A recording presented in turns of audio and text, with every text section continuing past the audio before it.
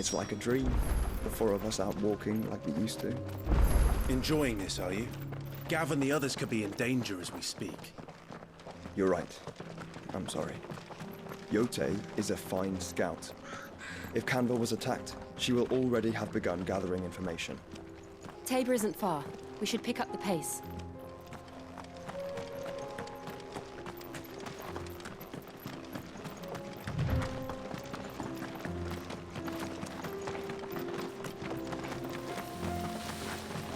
We can use the ruins to cross the ravine. Assuming they will allow it, the Echoes have a will of their own.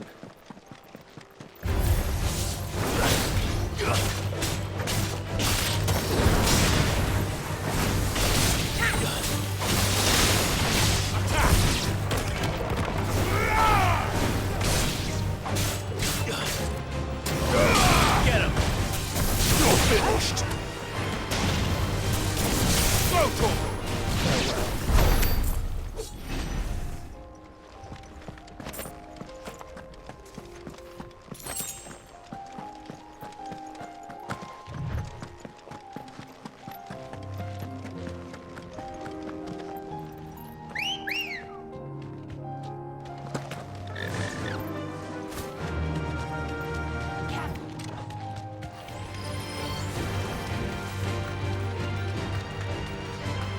Tell us about Yote, Joshua. She's strong-willed, loyal, and deadly with a blade. Much like Clive, but with better manners.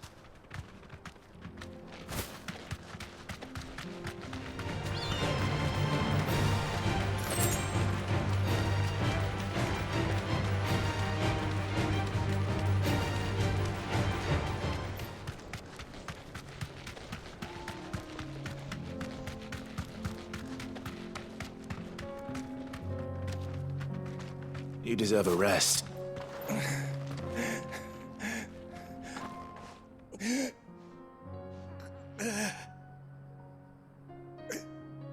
You're injured. What happened here? Where are your comrades? Ether flood up ahead. It swallowed our camp while we slept. My own men did this. Turned every last one of them. There's a village not far from here. Tabor. The people were kind to us. It's only a matter of time before they won't stand a chance. We can't let those monsters reach the...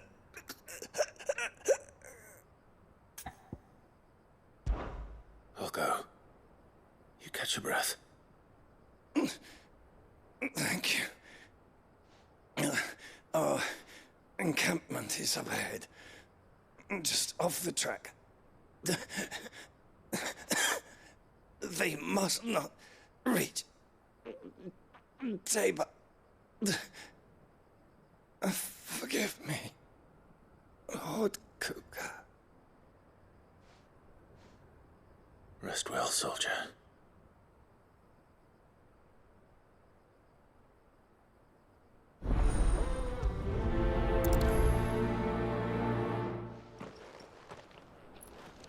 You said the encampment was close. Let's hope the Akashic are still there.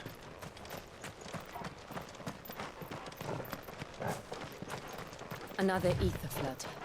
They're everywhere now. We can't go around it. Then we'll just have to be careful. Right. Got here in time.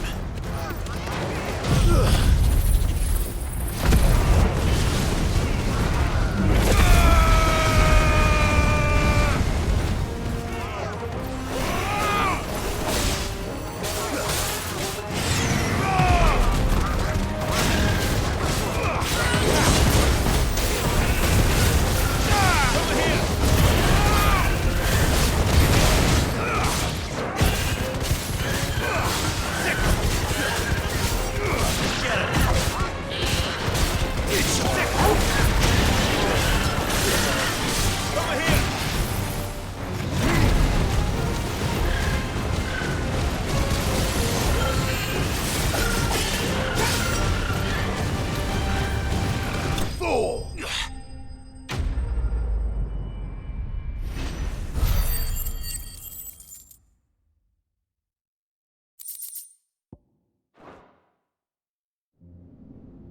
Someone there!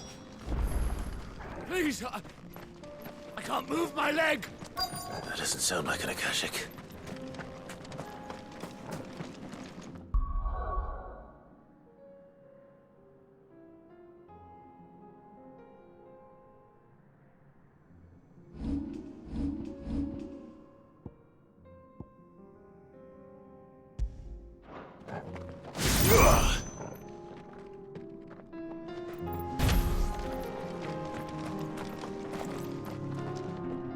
You're with the battalion? I am. I heard the fighting. Are the others? Taken care of. One of your brothers in arms told me what happened and asked for help.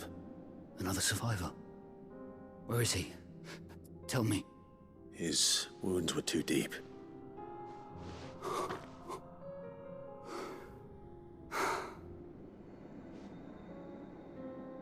He was right to send you. Those things you slew are no longer my brothers. Tabor is safe thanks to you. Here, you've earned it.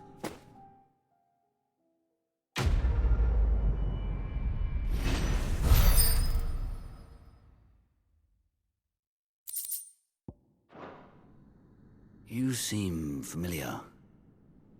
Have we met? You must have me confused with someone else. Wait. That scar. Son of a whore. You're Sid. I was there, in Kosnis, when you killed my brothers. I was there in Rosalith, when you killed my commander! My war with Hugo Kupka is over. I bear no ill will toward those who followed him. And what of my ill will? Coward! Draw your steel. Lord Kupka shall be avenged!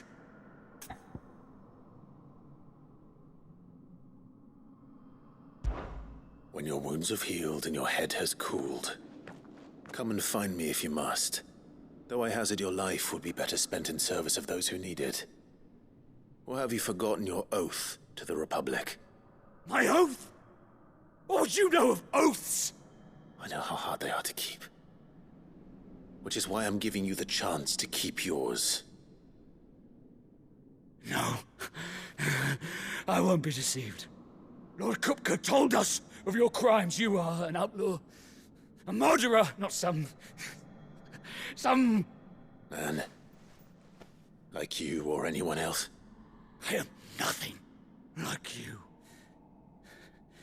But if you're not gonna kill me, then go. Leave! Just know that I will find you, Sid. Someday.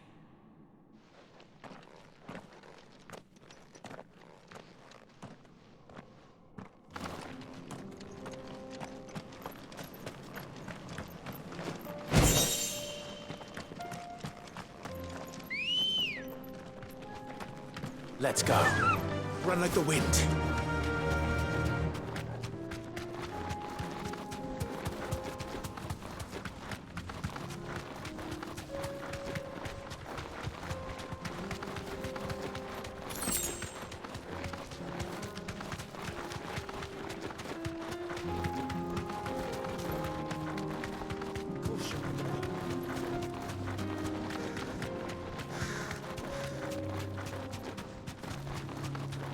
We're nearly there. Have you been to Tabor before? There are a few places I haven't.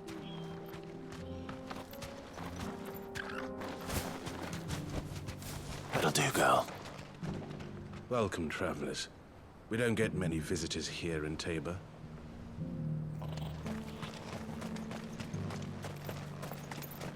Where now, Joshua? There is a residence just inside the city gates. She awaits us within.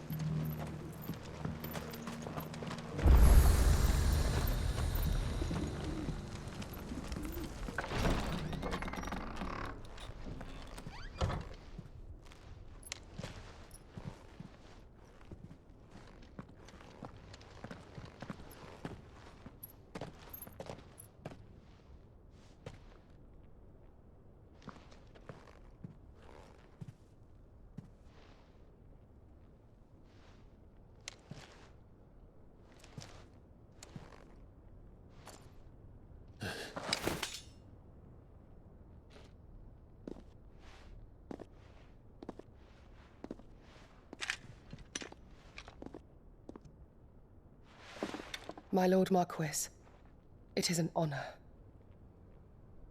I am Yotei, Knight of the Undying, charged with the protection of His Grace Joshua Rosfield, Keeper of the Flame of the Phoenix. Of course. It all makes sense now. Would you care to elaborate? The Undying are loyal servants to the ducal throne. Or more specifically, to its heir. They have served our family for generations, albeit from the shadows. Since their inception, they have been tasked with the preservation and enactment of the rites of ancestral communion. After the events at Phoenix Gate, it was the Undying who delivered me to safety. And since the day I left Rosaria, Yotei has been my constant companion and protector. Without her sword, I would not have survived my journey across the realm. Rise, Lady Yotei.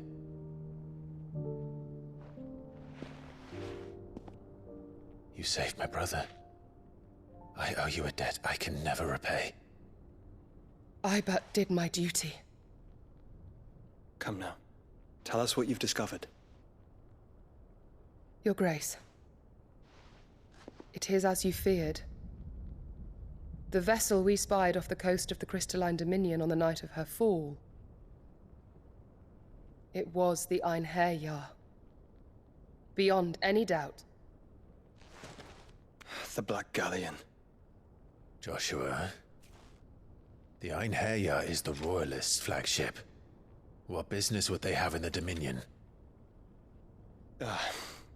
Upon learning of Waloed's involvement in recent events at Drake's Fang, I sensed the malign influence of Ultima, and bid Yotei and the Undying look into the matter.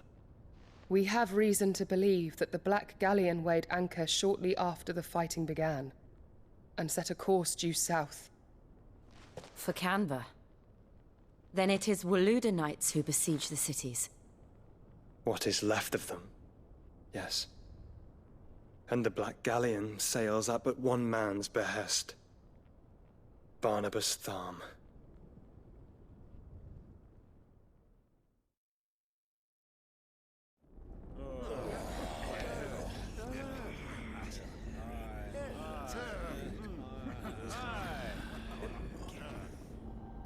But are we truly safe here in the Agora?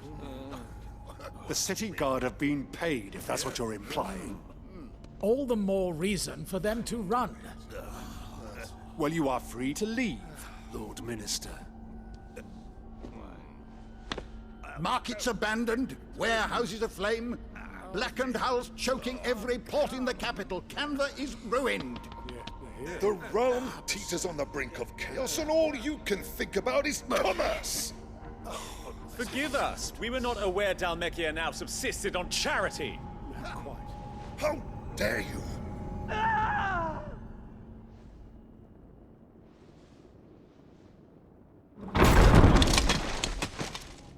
Distinguished members of the Council, you must forgive His Majesty this intrusion. What is the meaning of this? A trifle crowded, but I fear it will have to serve, my liege. Very well.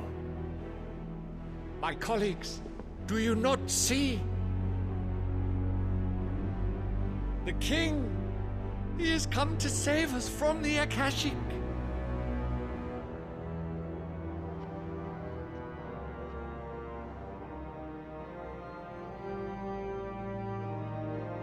He is a gift from the heavens, divine intervention, our very salvation.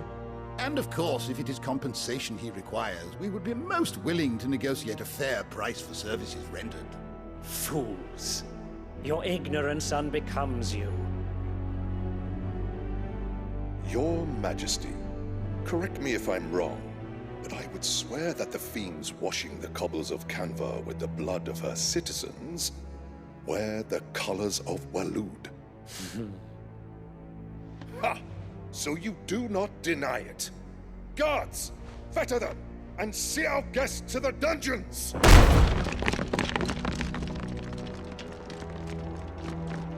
Enough.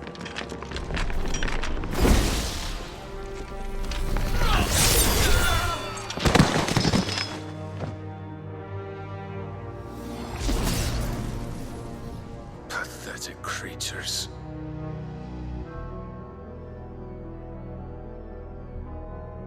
That you should imagine yourselves worthy of salvation. The girl is still here, somewhere in the city. Her consciousness fair dripping with her late father's hubris.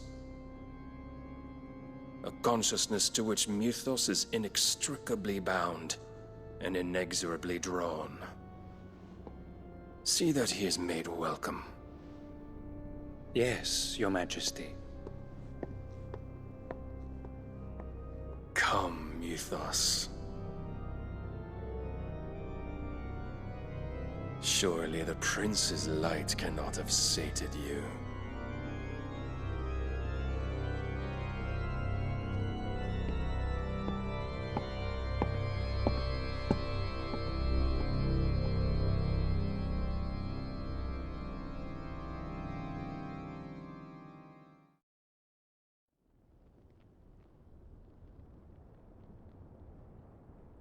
So then, how long has Waloed been under Ultima's control?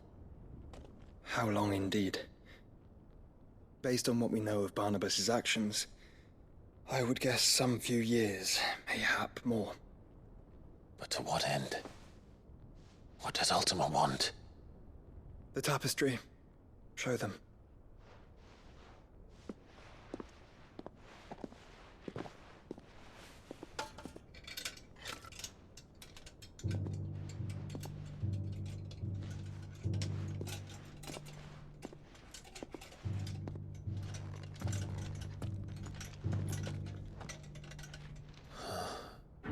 By the flames. Phoenix Gate, Drake's Breath, and now here. But what is it? It is old, ancient, even. Naught remains of the faith it represents, save what can be gleaned from the image itself. None could tell me what the one in the apothecary meant, even the Undying. But I believe it may be the key to discerning Ultima's purpose. That figure in the center, the one beneath whom the icons congregate, that I believe to be Ultima. He is a god, or at least godlike, his very existence beyond our ken. The icons, and by extension their dominants, are meant to be his subjects, and while some, like Barnabas, have accepted this role, others have rejected it, like you, Clive, which is rather inconvenient, as it appears he needs you most of all. And gods don't like to be disobeyed. No, I don't suppose they do. Clive, may I tell Yote of the lake? By all means. Yote, I will be accompanying my brother to the Free Cities. Whilst we are afield, I would have you watch over those Clive has made his wards. Omielos delan tuisag ilith. Though well concealed, the hideaway lacks trained fighters to defend its occupants should they be discovered. But it is my duty to... As it has ever been my brother's duty, remember. If that is your wish, Your Grace. But please be safe. If aught were to befall you, You have my word.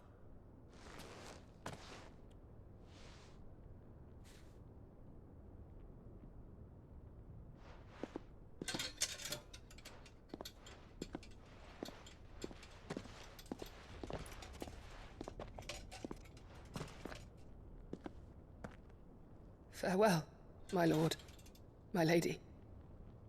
We are in your debt, Yote.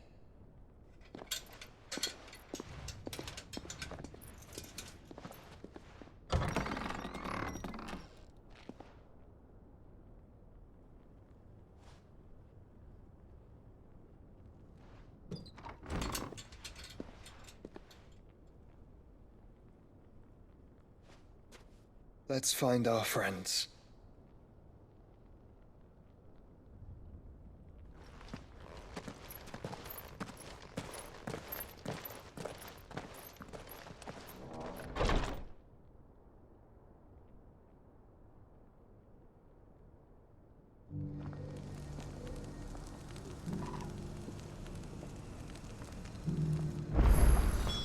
It's plain she cares for you very deeply. And I her, which is why I had to let her go.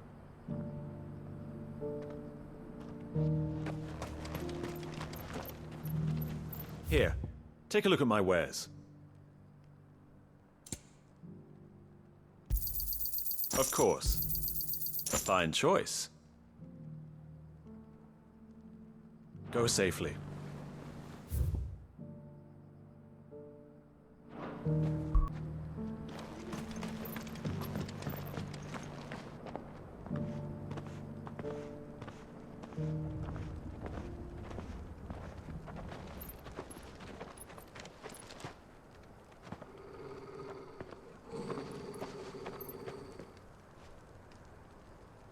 Cyril.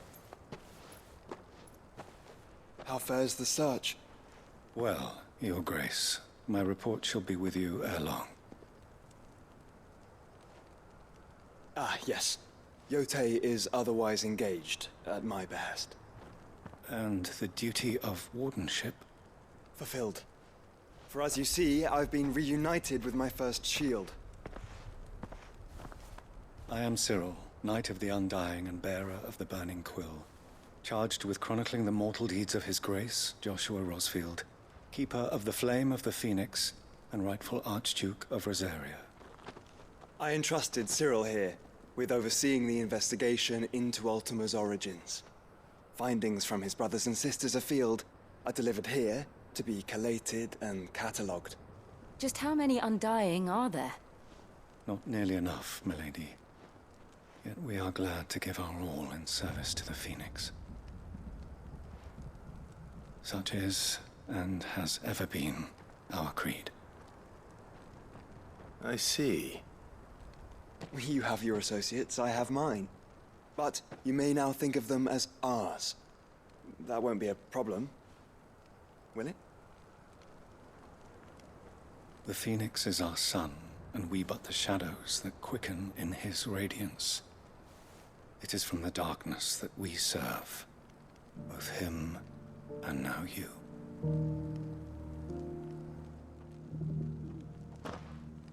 Pray accept this token.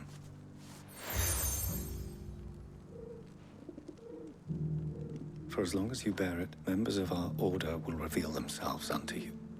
If there is nothing further. No. You are dismissed. Your Grace.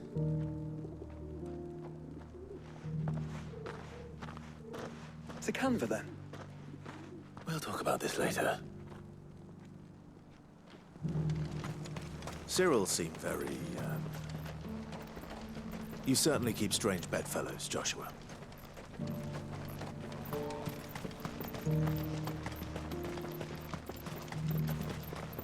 Ah, Lord Rosfield. I'm afraid I cannot stay to talk. I must leave to collect the reports of our spies in the field. Now that you wear the Phoenix down, our brothers and sisters will no doubt reveal themselves to you too. Farewell, my lord, and may the Firebird's flame burn ever in your heart. The free city's under siege? Who'd have thought it? Master Cyril, luckily. And thank goodness he told us before we set out.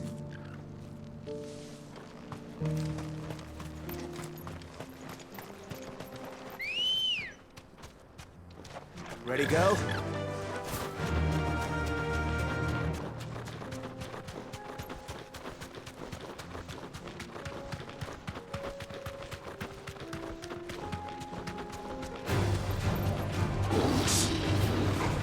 Then let us be rid of them.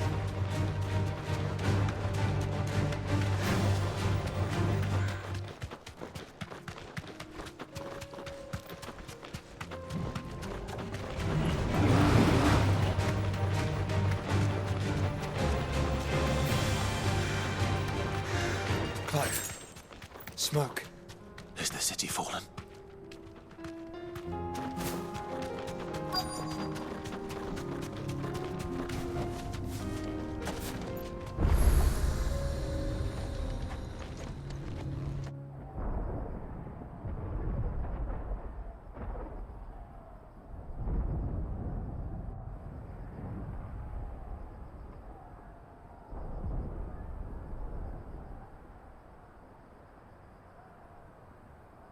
The free men are still holding their own, then. Do we have any idea where Gav and the others might be? There's a warehouse near the docks where we agreed to meet if there was any trouble. We should hurry.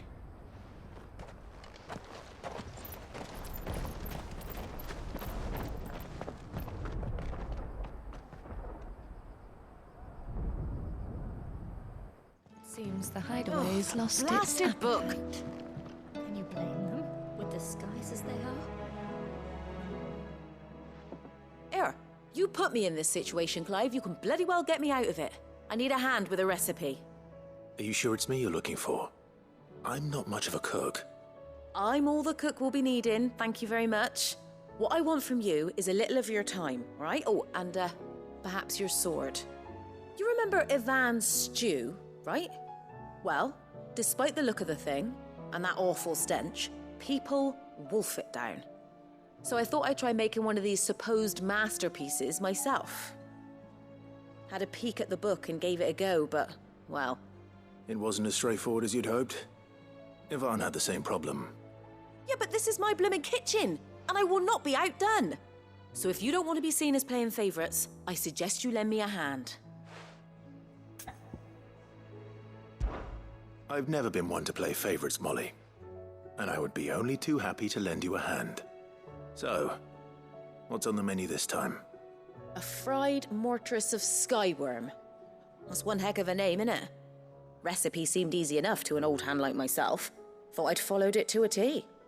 Only, turns out skyworm livers and drake's mint are not what I thought they were. At least I hope they're not, given the rancid mess they made. Ivan said the recipes in the culinary pilgrimage date back centuries.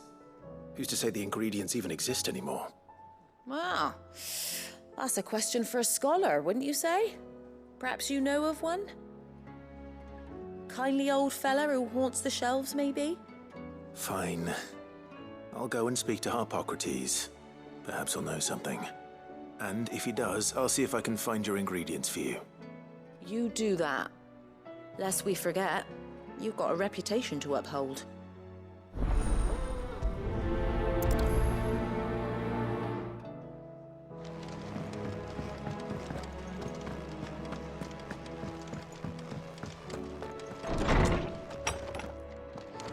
Is a storm coming, Sid? Lawsman Harpocrates. I've come to pick your brain if you don't mind. It's about the book you lent Ivan. Ah, Valisthea, A Culinary Pilgrimage, a classic. One of my favorites, in fact. The young man did a wonderful job with the Chance's stew. I do hope we shall be able to sample more such marvels in due course. That's actually why I'm here. I don't suppose you know where I might find skyworm livers and drake's mint. Ah, so the fabled Sanbriquois delicacy is next on the menu. Delightful. The descriptions of fried mortress never fail to make my mouth water. Now, skyworm is a somewhat antiquated name for the wyvern, their ground livers being the paste from which the mortress is made. Dragon livers. How very Sanbriquois. One would have thought the disciples of Bahamut would have a touch more reverence for their icon's brethren, but apparently not. I believe the specific dragon the recipe demands is the blueback wyvern, said to be the very color of the sea beside which it resides. So we know where to look for our liver. But what about the drake's mint? Saint's bonnet in contemporary parlance, a herb which grows along the North Reach coast. I gather that one can locate the cheerful yellow flowers by their heady scent alone, so I'm sure you'll have no trouble finding them. I may add that people once believed game was best served with the flora that sustained it in life, in which regard fried mortress of skyworm is undoubtedly a typical dish of the time. Meaning that if I find one, I find the other. To Northreach, then. Best of luck, Clive. And do save me a bite once the dish is complete.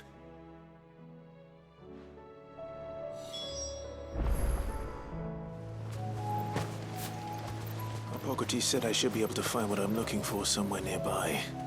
Bright blue dragons and bright yellow flowers. Should be easy enough to spot.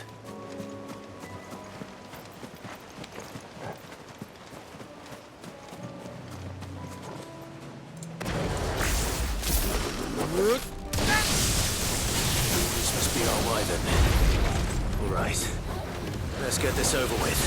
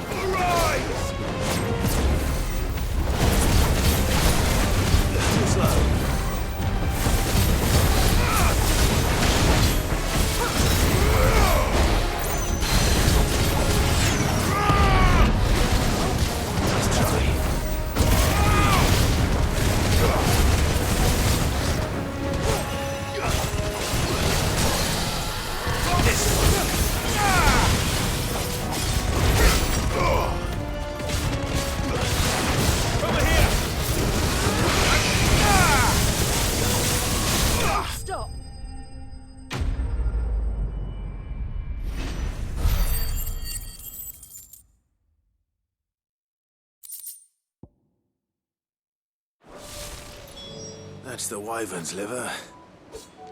Now I just need to find the herbs. Bright yellow with a heady scent.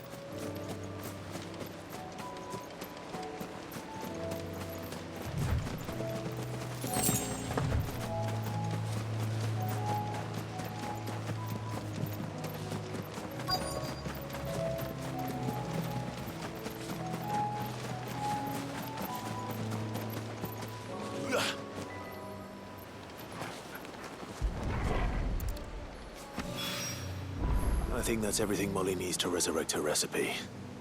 Better head back.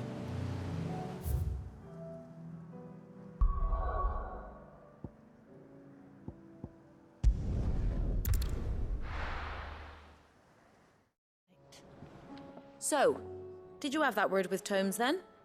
I did, and he was as helpful as ever. He told me exactly where to look, in fact.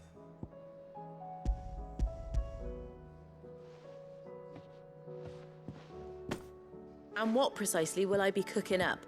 Or is it better not to know? Blueback wyvern liver. And, a herb known as Saint's Bonnet. Ah, wyvern livers, was it? Well, at least it weren't actual worms, I suppose. Now then, you stay right where you are.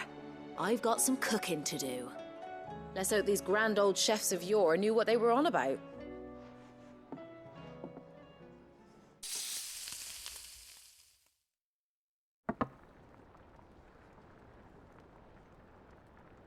And here we have it. Fried mortress of skyworm. Ivan's offered to make sure it's fit for consumption. Well, I say offered.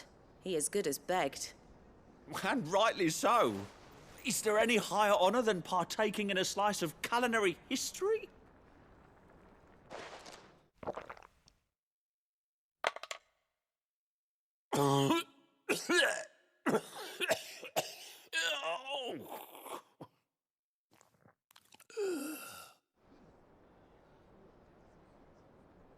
So, not fit for consumption then?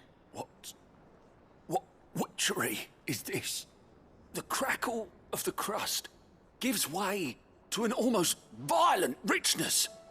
Yet, it is the piquant kiss of the Saint's Bonnet that tames this savage dish. It is a tour de force. A force of nature, even. A maelstrom of flavour and sensation.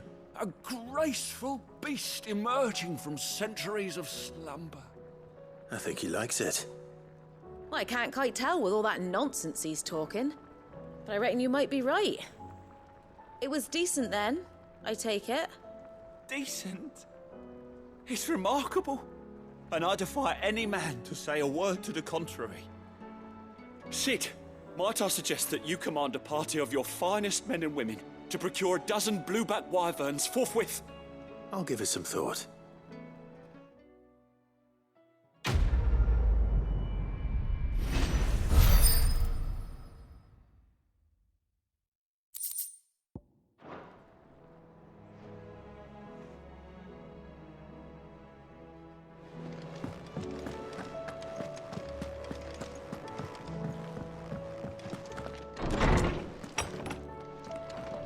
There's a storm coming, Sid. Will there be thunder? Sid, perhaps you can help me solve a mystery. I can certainly try. Who's gone missing this time? It's not who, but what. Mid's scales, the ones she made for her workshop. I borrowed them to teach the little ones about weight, and shortly after the lesson, well, they vanished. My first thought was that they'd taken them off somewhere to play, but when I asked, they swore they had nothing to do with their having disappeared. Which almost certainly means they had everything to do with it. Perhaps a visit from Sid will jog their memories. I think it just might. Thank you. I don't like to imagine that my pupils would lie to me. But if they have, I'll have no choice but to discipline them accordingly. They were in the atrium when I last saw them, as always.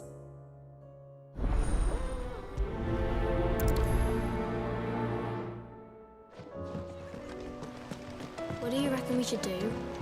I say we should just tell Miss Shirley. You'll get us all straight. I'm telling you, I can fix them.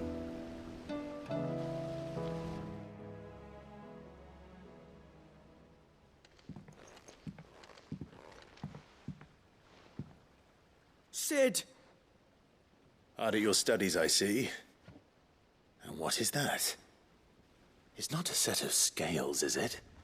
No. Of course it isn't. Well, not anymore, it's not. Oh! And just how long hasn't it been one? We're sorry. But we didn't break them.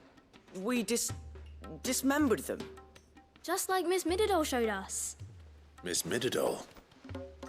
And why would she have you dismembering her creations? Because that's the only way to become a ninja-neer. Miss Mididol said, the best way I see how something worked is to take it apart and put it back together again. Well then, your work is already half done. Carry on. About that. The taking apart was easy enough, but it's the putting back we can't work out. Speak for yourself. The heavy thing goes at the bottom. Then...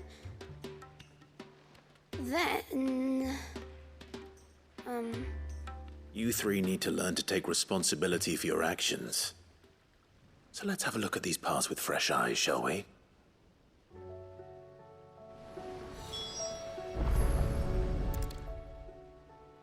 All right.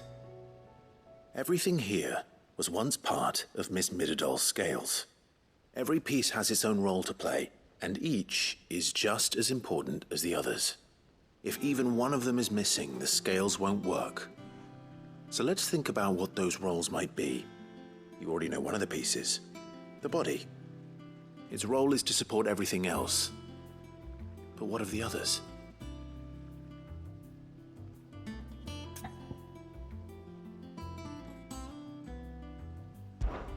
This is called the arm. Why do you suppose that is? It doesn't look much like an arm. You're right. It looks more like a wing. Like a chocobo wing! You've ridden a chocobo before, haven't you, Sid? Will you teach me to ride one day? I'll think about it. Now, what do arms do? Hold things. So wait, maybe this arm holds things too? Good thinking. You're on the right track.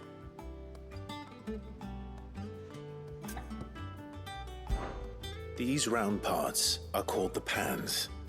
You all know what a pan is, don't you? I do. Molly uses them in the kitchens to fry bangers.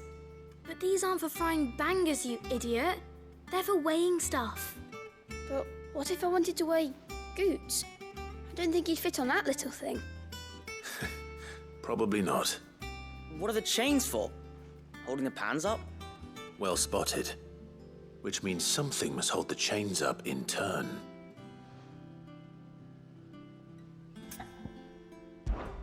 This tiny piece is what's called a cogwheel, or gear. Have you ever seen one before? I have. Miss Middledale's dungeon is full of them. Most are on the floor. She puts them in all her inventions. They spin round and round and round and round and... That's right. They're very useful when you want to make things move. Do you remember if there was anything on the scales that moved? I remember the arm moved when I tried weighing an apple. And then somebody ate it. Not my fault. You shouldn't have tried weighing it before lunch. You know what part's supposed to move and how it's supposed to move. So, let's put the pieces together first, see what doesn't move, and then stick the cogwheel to that. Not a bad idea. You see? It's not so difficult. So, now that we've taken stock of the parts and learned what they do, what do you think? I think we've got it. Then here's what we'll do. You tell me what goes where, and I'll put the scales together. Well, obviously you need to start with the body. All the other pieces fit onto it, don't they? And the arms go on the body, just like real arms.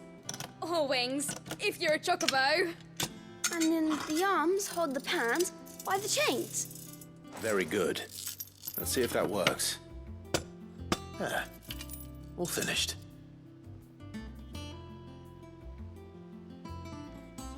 Yes! We did it! Well, with Sid's help. Oh, I just put the pieces together. It was you three engineers who showed me how. That's right. We're Miss Middledale's hares. Her hares? Yeah, hares for the future. She's showing us her secrets now, so we can help out the hideaway when we're older. What do you think, Sid? Are we almost ready? With a little more help from Miss Middledale and Miss Shirley, I'd say it won't be long at all. You hear that? It won't be long. Until then, though, do try to be honest with Miss Shirley.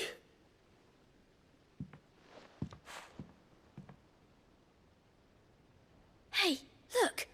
We never used the cogwheel. You don't think Sid forgot about it, do you?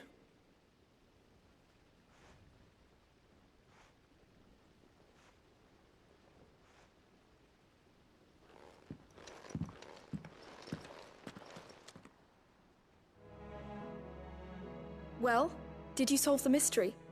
It was as you thought.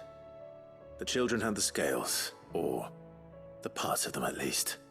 They dismantled them to see how they worked. Oh, no, Mid will have my head. Thankfully she won't. This might even have been her idea. Although I was the one who ended up teaching the lesson. I'm so sorry, Sid. I know how busy you are. I shall see that the children are properly punished.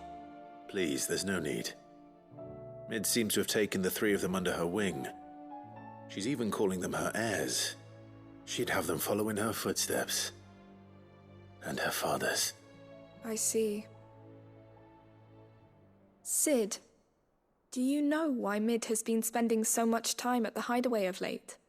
She told me it was because her studies have been interrupted by events in Canva. Is that not true? No, it isn't. The university offered her a commission. In exchange for full tuition, room and board, they asked her to oversee the design of several new war engines. To anyone else it would be an opportunity, but to Mid, who lost both her parents to war, it was a bitter pill. One she was none too keen to swallow. But that should come as no surprise. She's only ever cared about bringing people hope. The very last thing war can be said to do. Which explains her heirs. She's working to give them a better life.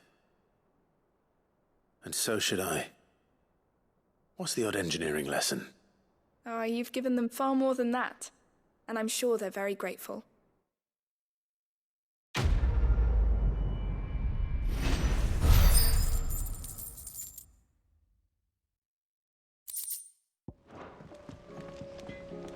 What am I gonna do? Is everything all right, Goots? You seem more discomposed than usual. Oh, I don't know what that means, but I'm in a bit of a muddle. Oh, I think Nan might be in trouble, and she's...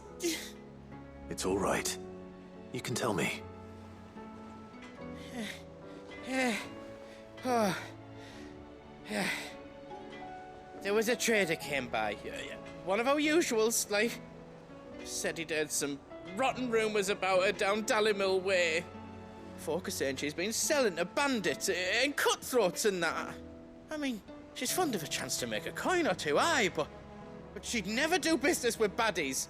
Especially not the kind who go hurting people who haven't done out. I wanted to ask her about it myself, but I'm scared she'll give us a tongue lashing. She'd never give your tongue a lashing, though, would she? Don't worry. I'll speak to her. Oh, thanks, Clive. You'll let me know what she says, won't you? Of course. I'm sure it's all just a misunderstanding.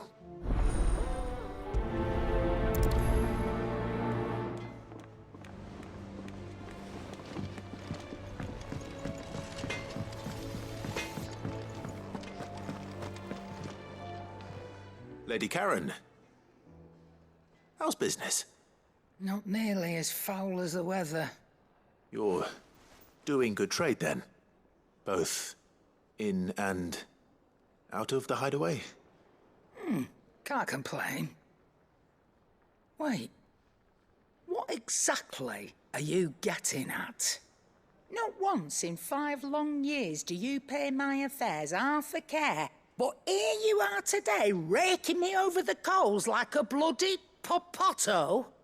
Just asking. Out of interest. All right. I'm here because I was told that certain rumors have been circulating. About you selling weapons to brigands. Oh, are ya? And who was it who knows me so well as to tell tales of my evil exploits? I didn't exactly hear firsthand. All I know is that someone in Dallimil has been spreading word to that effect. And what? You believe it? You think I'm profiting off the blood of innocents, do you? Look, I've done things I'm not proud of. Might be there were a time when I turned a blind eye to the wretchedness of the world so I could line my pocket. But that woman is no more. And you'd know that if you'd ever paid the slightest bit of notice. You're right, Lady Karen. I apologize. It was wrong of me to doubt you. No, it was. Now, I reckon you've got better things to do than pointing your do-gooding finger at a poor old woman. Of course. Good day.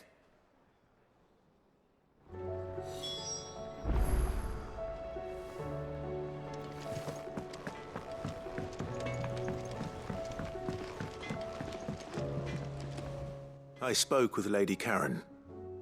What did she say?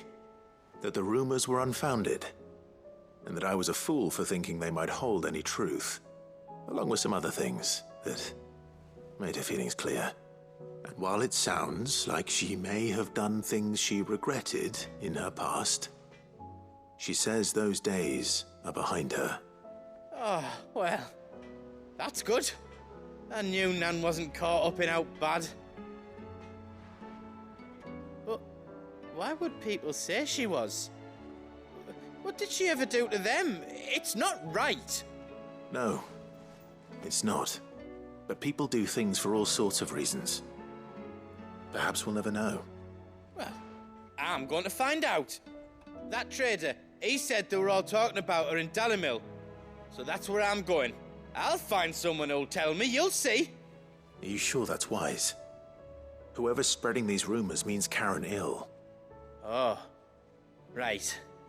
But that's why you'll be coming with me, isn't it, Clive? I suppose it is.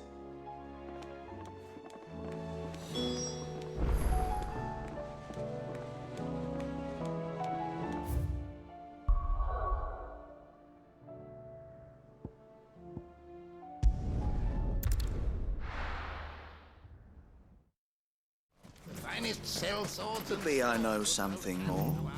What's it worth to you? I've got 100 gil and a chocobo feather.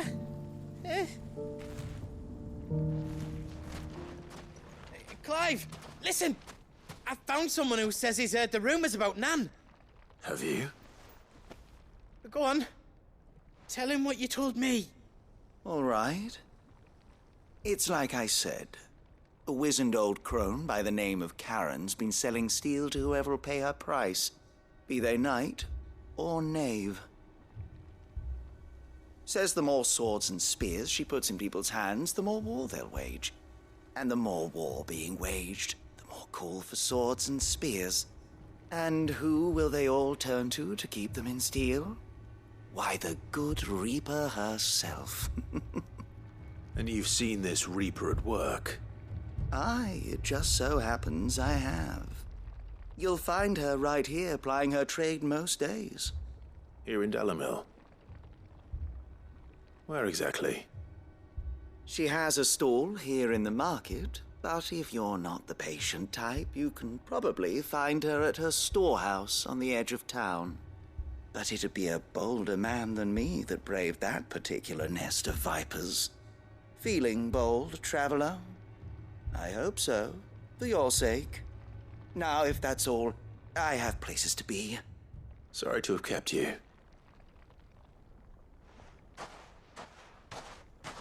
You don't think Nan's the Reaper, do you? Not unless she's discovered the secret of how to be in two places at once. Eh? What do you mean? Lady Karen hasn't left the hideaway in weeks. So who has been running this stall he spoke of? Good question. I'll go and have a look. And I'll visit this storehouse on the edge of town. All right, but be careful, Clive. You too, Goots.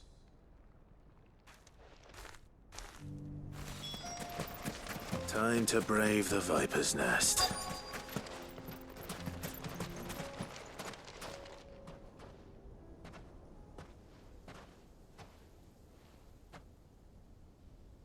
Just you, is it?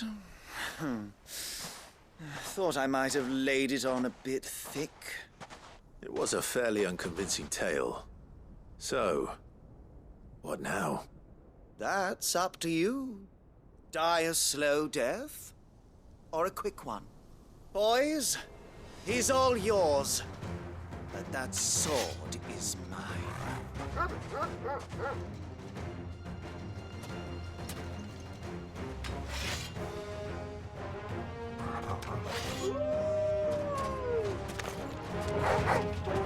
Leave now and we can pretend this didn't happen.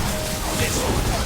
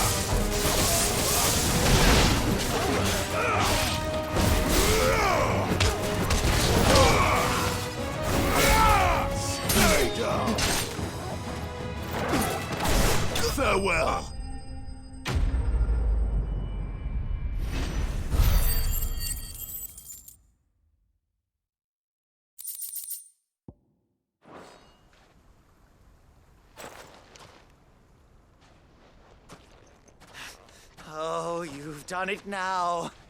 Go on. Tell me what I've done. When the Borgwyn finds out you've killed his men, he'll have your head. He only wanted that bull of a manservant, the dim one always clinging to Karen's skirts. You weren't even supposed to be here. Who the hell are you anyway? What were you going to do to him? The Borgwyn wanted him to get to Karen. I was only supposed to point the lamp in the right direction once he arrived in Dalamil. But then you turned up. Well, go on then. If you're going to end me, end me. You're not worth the effort. Now be gone, before I change my mind. Fucking coward! I need to find Goots. Right now.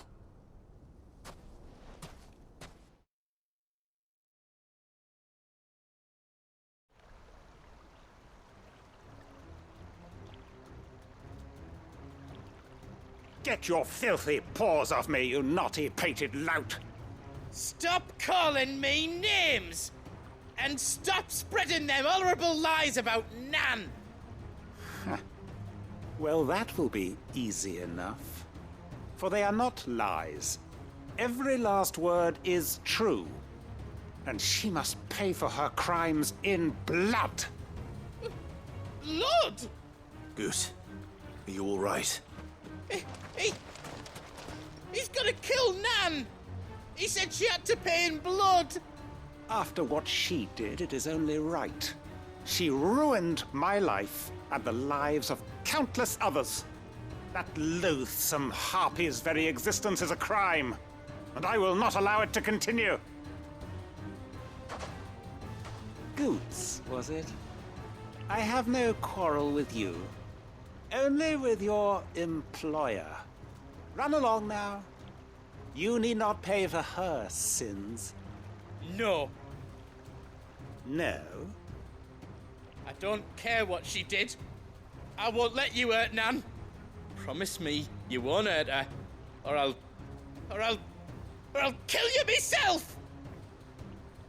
Goots, no. Enough, all of you!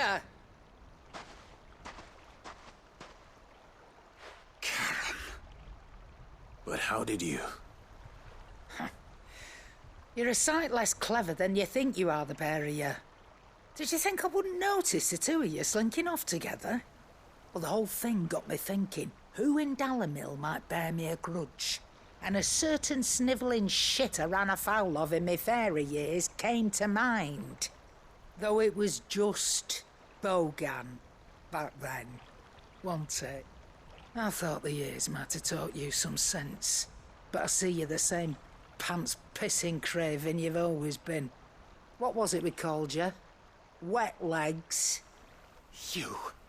You bitch! Everything that happened, it was all your fault! And now you'll finally pay for what you did to me!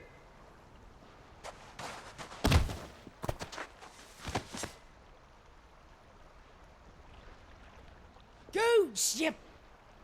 If you want a piece of Nan, you'll have to go through me. Fuck! You great galoot. Out of the way, I can handle this myself. So, wet legs, you remember what you told me when we last met? An eye for an eye. Wise words, Sam. Wise words. And now, it's time to collect.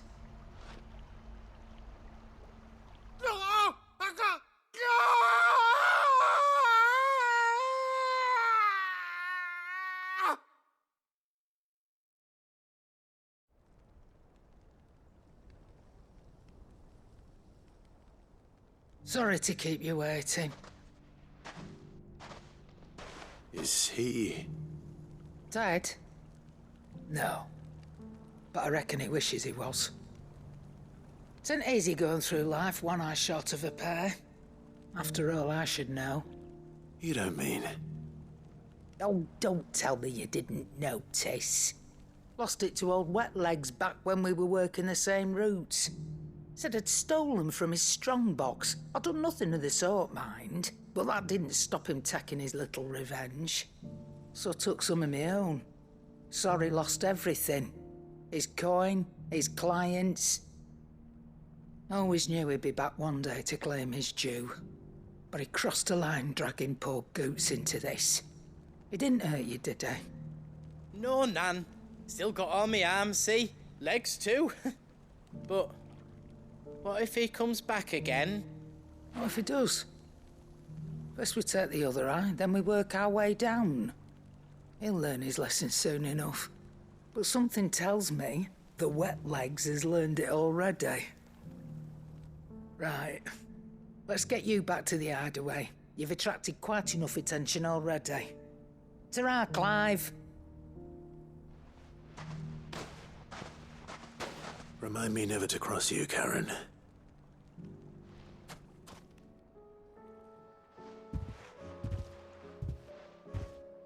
Nothing like a dish of cold vengeance to foul the gut. I'm sorry, Nan. I didn't mean to make things worse. I just thought I had to protect you. Like you've protected me. Aye, well, someone had to. Your parents certainly didn't give a whit for your well-being. Reckon the both of us would be worse off if I'd not taken you on. You've always been me right eye, Goots. And I'd have you stay that way. So don't you dare go looking for trouble again. Well, I will. If you ever need help, I'll do it again and again, and you can't stop me. Why, you big lump. Fine. Play the hero if it makes you happy. Thanks, Nan. I won't let you down. There's nothing he wouldn't do for you. That's as maybe. But if he's ever to make his own way in life, he'll need to start looking out for himself as well. Till then, he'll need people to watch his back, just like you did in Dalamil. Don't think I didn't appreciate that. Of course. His family. Stop it. You make me one good eye, mister. I don't go thinking that'll do you any favours. A potion today'll cost you the same as it did yesterday.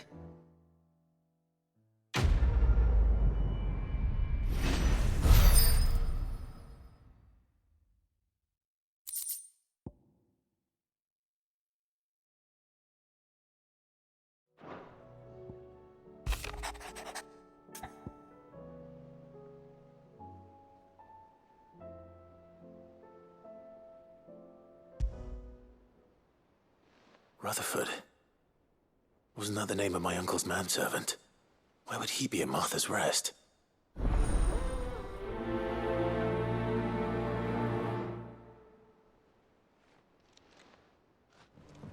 My lord Marquis, is that you? It is you. Then you received my letter. I am Sebastian Rutherford, chief steward of your lord uncle's estate. Of course. We met once before. Yes, my lord. Thank you for coming. And what was so sensitive that you couldn't put it in writing? 1,000 apologies, my lord. I did not mean to offend. I merely... It's all right. Continue. I am here at Martha's Rest, at the behest of your lord uncle, tasked with learning what I am able of the realm's current state of affairs. And what I have learned is grim. The fall of the Mother Crystals has left Storm in a state of utter disarray.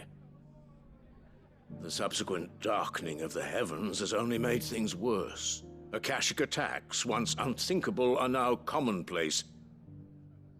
The gears of governance have ground to a halt, and without a steady hand on the tiller, the realm threatens to drift into utter chaos. Your lord uncle, however, believes there is a way to avoid this fate, and is determined to see it set in motion. That sounds like quite the undertaking. It is. Hence my having enlisted the aid of several colleagues serving the 7 high houses. Alas, I have lost contact with 2 of those colleagues already. They are both able-bodied and trained in the sword, yet in these dark times even that may not prove sufficient to keep a man safe on the road. So you want me to find them? I'll need to know where they went. One I sent to investigate the Republic, the other the old Imperial capital of Oriflamme. That doesn't exactly narrow it down. I suppose I'll start in Dalimil and work my way east. Thank you, my lord. I shall pray for your success and safety.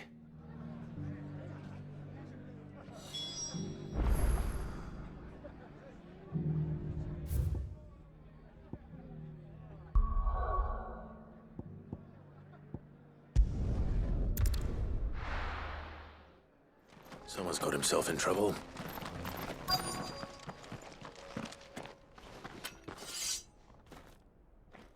I don't see your master here, so you can start by giving us all the coppers in your purse. I already told you, I have nothing. Then maybe we'll take that pretty outfit and the steel you're wearing. Please! These men are trying to rob me! I'll deal with this. Thank you. You that one's master, then?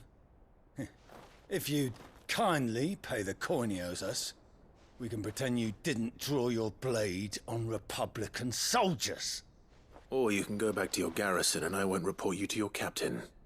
Oh, you're more than welcome to. He hasn't had many visitors since we slit his throat.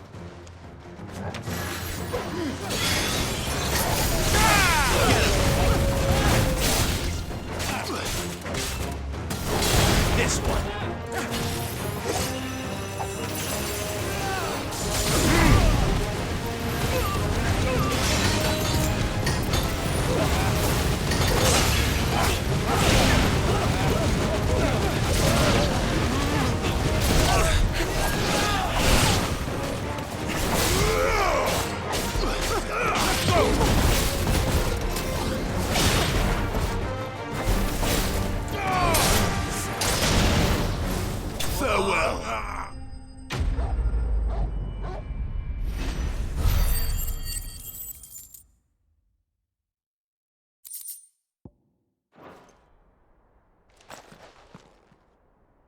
I'd expect as much from Hugo's faithful, but these were men of the fist. Much has changed in the Republican army since they lost their rock. You've seen this kind of thing before, then? Many times. I was sent here to observe the situation. You're one of Rutherford's men. He sent me to look for you. Well, then you have my thanks. I fancy I could defend myself against 1, perhaps 2, but a whole regiment. I arrived in Dalimil several days ago, but when I called upon the captain of the local garrison to make inquiries, his men confiscated my effects and locked me in a cell. The captain is no more, and his men make the rules now. Fortunately, I was able to bribe my way free, only to be stopped again by those soldiers you so kindly dispatched. What of the Fist's central command? Surely they wouldn't allow such lawlessness amongst their ranks. I would imagine they are unaware of it. Most of the army has fallen back to the capital and hunkered down behind her walls. Those who weren't recalled now rule the fringes unchecked, answering to no one but themselves. Then it's worse than we imagined. You should return to Rosaria. It's not safe here. I'll find a caravan heading north. You won't mind if I borrow one of these soldiers' coin purses?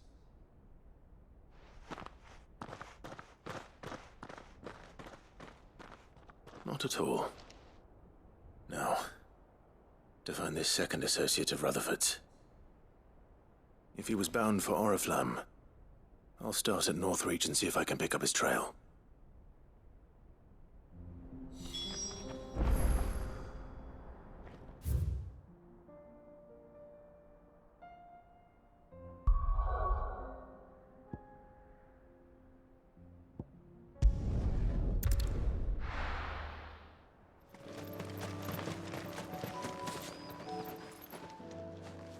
What happened here? If you're with the others, they've already relieved me of my belongings. I'm not. I'm looking for someone who was sent here by a man named Rutherford. And then you found him. I am Alistair Rockford, attendant to the Lady Ariane of House Wellesley. Of the 7 high houses of Rosaria. It's been a long time since last I saw my great-aunt. Is she well? My Lord Marquis? Yes. Yes, she is. The Lady Dowager has granted me leave to assist your Uncle Stuart. I was on my way back from the old capital when I saw some villagers being robbed on the road here. Bandits? They looked more like field hands, but it didn't matter in the end. I did what I could to help the victims, but all it earned me was a pommel to the temple. Which way did they go? South, toward the gate. All right. I'll take care of them. Founder knows I've met enough of their kind. You head back to Northreach, visit the Vale, tell them I sent you. Thank you. I shall. Founder be your shield.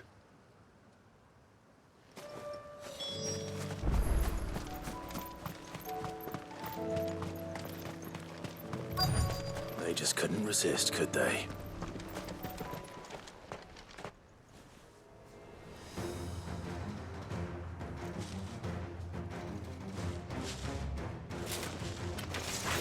This one's ours, pretty boy.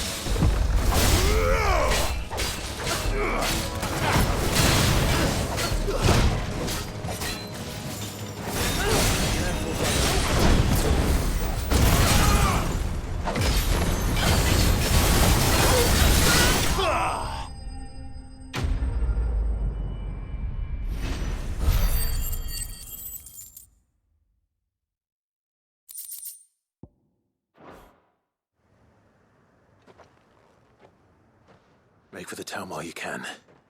There may be more bandits nearby. You don't need to tell me twice. Many thanks, traveler. This looks to be all of them. I thought I told you to make for the Vale. And stand by as ill might befall the heir to the ducal throne. It's just Clive, and I'm fine.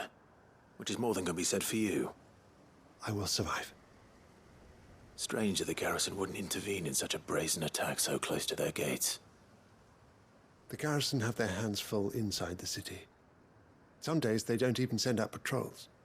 There are few hands left to work the fields, and even fewer to transport the grain. The market stalls are nearly bare, and the price for what remains is exorbitant. It's not uncommon to see a fight break out over a crust of bread. When I said the ones who attacked me didn't have the look of bandits, I meant it.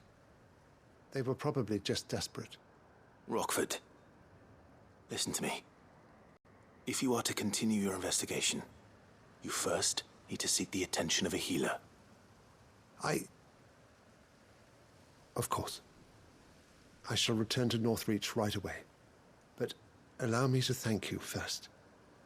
Had you not happened along, Don't thank me. Thank Rutherford.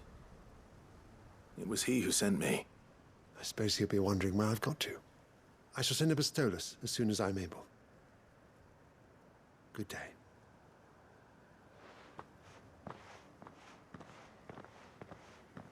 My uncle certainly has his work cut out for him. If it isn't already too late. I should go and tell Rutherford that his colleagues are still in one piece. I see you're still here. The Rest's location affords a constant flow of traders, and with it, a constant flow of information.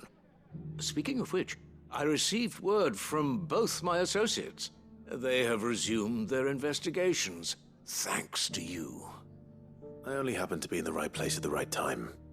They both seem to think the realm's prospects rather grim. I am afraid that grim would be putting it lightly. Storm is in crisis, and if we are to free her, we must work quickly. And we must work together. Such is your Lord Uncle's wish. As it is mine.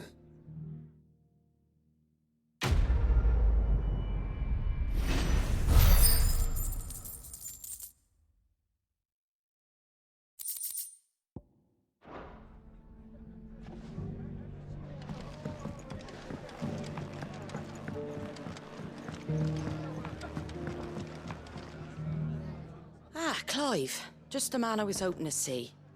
Oh? And why is that? You remember how some of Sir Wade's guardians took up residence here after the Akashic attacked? Well, now the rest have come to join him. Seems their barracks in the Lazarus have been lost to an ether flood. Now, I don't mind having a few more brave boys around to keep them animals at bay. I ain't daft after all. But we ain't got nowhere for 'em to bed down. Poor buggers are having to make do with haylofts and chocobo pens. I'd build 'em a new barracks here if I could. But where would I put 'em? There just ain't enough room up here on the rock. Which leaves us in a bit of a pickle. The people we're counting on to keep us safe are living like beggars. I see. And it ain't just that lot. There's bears to think about too. There's been more and more of them turning up lately, coming from all over looking for safe haven. But there's only so many we can shelter with the room we've got. We can't keep cramming more and more people into less and less space. What we need is a new home for our new arrivals. And that's what I was hoping you might help me with. If it ain't too much of a burden, of course. It's no burden. Thank you, Clive. So, where were you thinking of making this new home? Well, I reckon we could do a lot worse than Eastpool. Eastpool. It's been a long time since I thought about that place. It was a tragedy, what happened. And if any of us could have done anything to stop it, we would have. But what's done is done. And those who lived there wouldn't have wanted the village they loved to be left in ruins. I suppose you're right. The blight might be pressing in, but I reckon it's got a good few years left in it yet. There's just one problem. A band of cutthroats have made it their den. And they don't seem like they'll be moving on in a hurry. Nasty bastards they are too. I've lost some good men to their raids. Would have sent someone to clear 'em out sooner if my boys didn't already have their hands full fending off the Akashic. But now we've got a few more guardians of the flame to call on. I reckon it's time we made our move. What do you say? Fancy leading a raiding party? I do. Eastpool was once home to people I loved. I won't have bandits sully those memories. I'll gladly drive them out of there. And I know the men will gladly follow you. I've already shared a few thoughts with Sir Wade about how we might be able to win the place back. And I dare say he's got some ideas of his own too. Why don't you go and talk to him? Of course.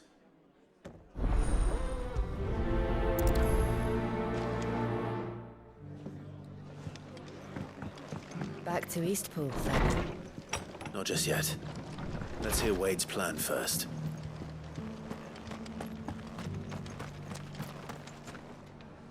So, Wade, it's good to see you well. And you, Lord Rosfield. And you.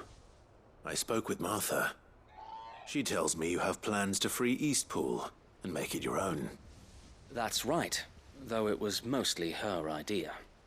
I rather fear my men have been treading on her toes somewhat since joining us, not to mention each other's. And then there are the bearers, men and women who found the courage to flee their masters and sought refuge here. We need somewhere to settle them, and I can think of worse places than Eastpool. As can I. Which is why I agreed to help you win it back. That's very kind of you. I'd be most grateful if you would.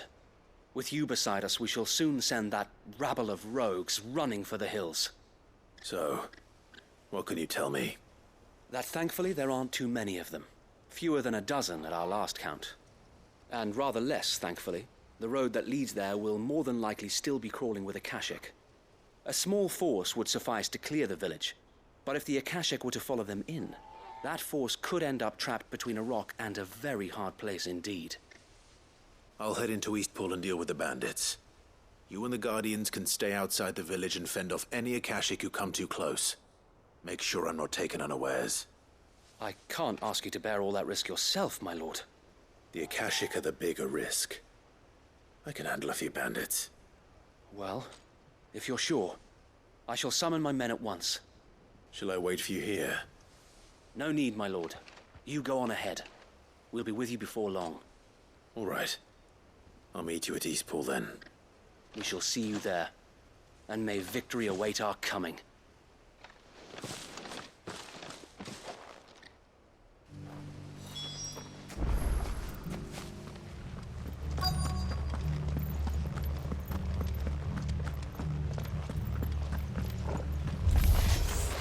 Who the hell are you? Kill them! You will leave this place, or face the consequences. Over here!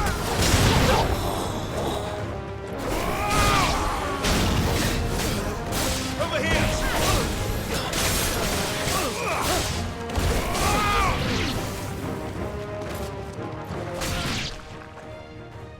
That's the end of that, then. Or maybe not. What's that thing doing here? Doesn't matter. It goes too.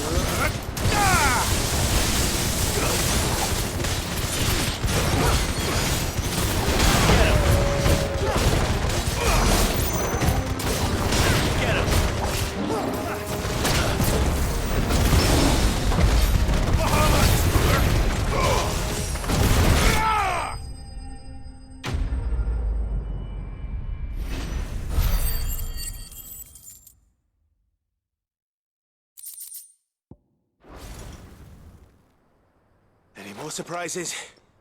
I'll take that as a no. Bravo. A magnificent display, my lord. You were watching? I thought you were keeping an eye out for a Kashik. We were. Put down more than a few on the road, then arrived just in time to see you slay that... whatever it was. Let's hope it was the last of its kind. Though I expect you and the Guardians will be up to the challenge should another appear. I would hope so, my lord. Your men will be bringing the bearers who'll be living here, I assume.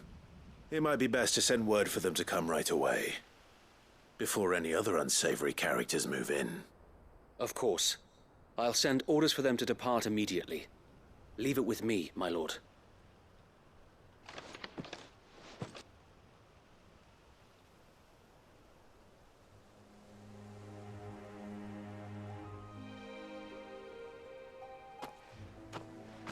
Home. And without masters. No. We're the masters now. Our lives are our own at last. That's all of them. And not a single Akashek in sight. Now to begin the important work of rebuilding the place. It won't be easy. Especially not after 5 years of beasts and blackguards having their wicked way with the place. The masonry might still be sturdy enough, but half the beams are rotted. Those that weren't lost in the fire or burned by the bandits, that is. It'll take a bit of elbow grease, but we'll see Eastpool rise again. Just you wait. So wait. Lady Hannah is buried here. If you don't mind, I'd like Oscar to join the rebuilding efforts. He should be a part of this. Of course. I couldn't agree more. I'll let Martha know that everyone arrived safely. If you need anything more, you have only to send a Stolas. And we will, my lord. Safe travels. Eastpool lives again. Let's go and tell Martha the good news.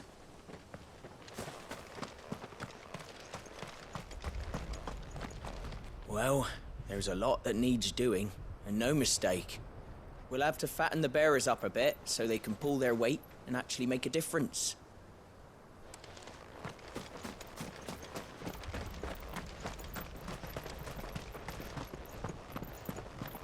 This was the Murdoch residence.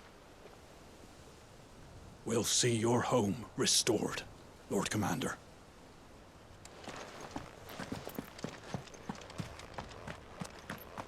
So this is our new home, is it?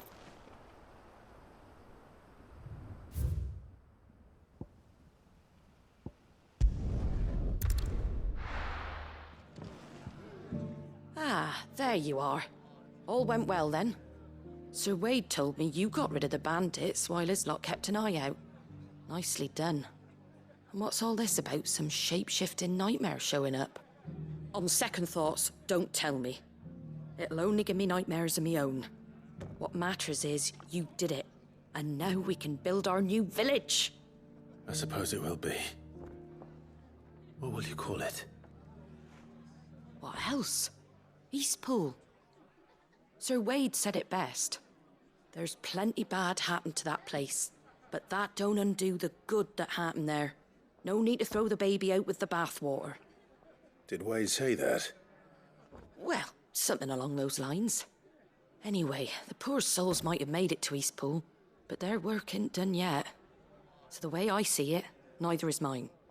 If it's food or lumber or strong backs they need, the rest is ready to provide it. Thank you, Martha. No, thank you. You didn't have to help us. I wanted to.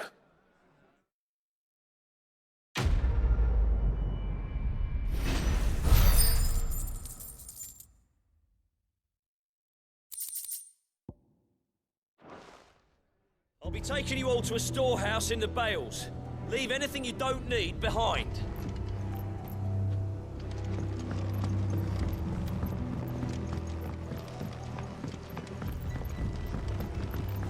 You know what you have to do. I won't let you down.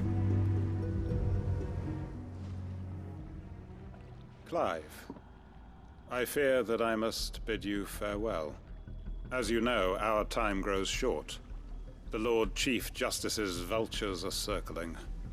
We must strike now. Before we part, I want you to know that, though I may not always have been your most vocal ally, I trust you. as I trusted your predecessor. Thank you. I appreciate the sentiment, and I understand more than anyone how you feel. But is revenge really the answer? It is the one I found, and it is all that I have lived for since that day. But what of Lostwing? Everything you've built. I built Lostwing to achieve this aim. Once it is done, the village will have served its purpose. My comrades and I are sure of our cause, and we shall fight to the last, come what may. But there are those among us who cannot fight. Children, the elderly, bearers afflicted by the curse. I would place Lostwing in their hands, if I thought it would do them any good. But a village home only to the frail and the infirm is not likely to stay a safe haven for long. And so, Clive, I find myself turning to you once more. Will you take them to your hideaway, that they might live even should Lostwing die? I will. Thank you. I will not have it said that I did not see to the well-being of those who rallied to my cause. The people I speak of have withdrawn to Gotan's Bales, away from danger in case the Black Shields strike. Understood. I'll make sure they get to the hideaway safely. Then the last of my preparations are complete. Fare you well, Clive. And may Griga guide us. All of us.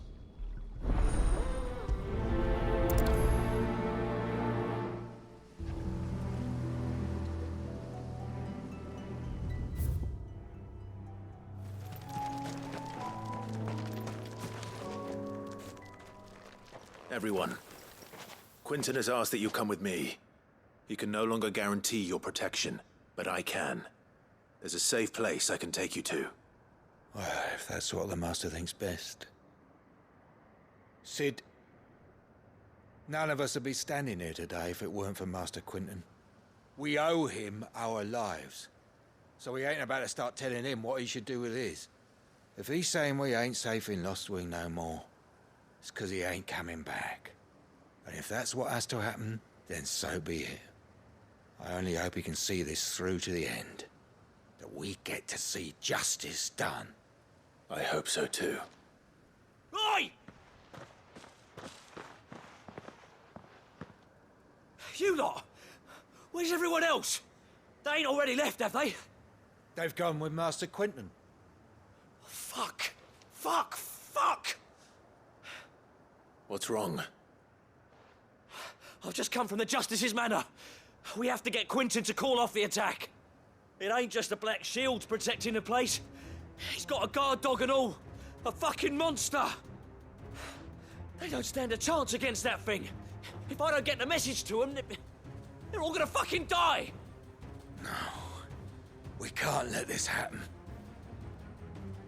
Sid! Don't worry about us. You've got to catch up with him. We can't let Quinton die before that bastard does. All right. I'll do what I can. Where is this manor? It's way over to the east, through the woods. Heavenhall, he calls it. Promise us, Sid. Promise us you'll do what you can.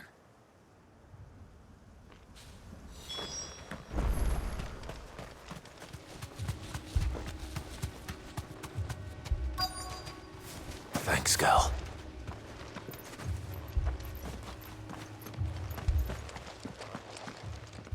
Quinton, are you all right? No. But I am alive. Which is more than I can say for my comrades. They followed me without question all the way here. And they died. For nothing.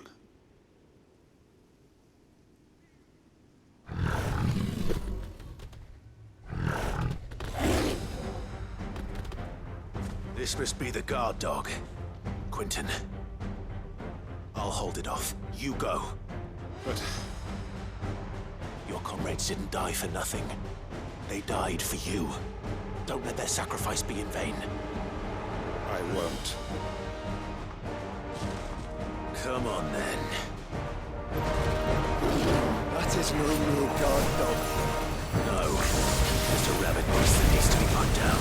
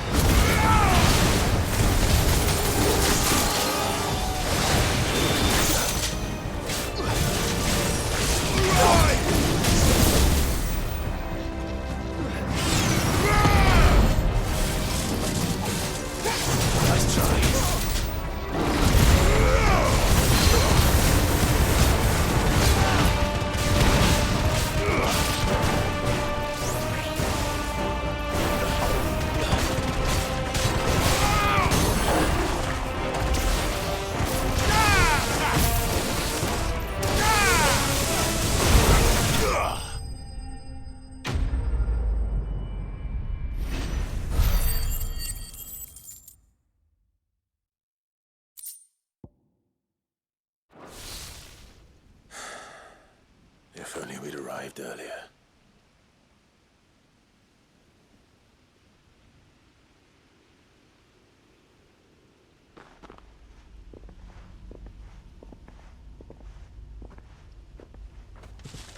Is it over? It is. He wept and begged for mercy. And I cut him from ear to ear, just as I dreamed of doing all these years. All my plans, building a haven in Lostwing, freeing bearers from their chains and recruiting them to my cause. It was all for this. But what is this? Justice? My faithful comrades. All those lives lost, so that I might take another. Quentin. Master Quentin! Oh, thank Grieger you're safe. You're alive. And so are you. I'm so sorry. I tried to warn you about that thing. And I hate to say it, but there's more bad news. It's Lostwing. It's been flooded. What?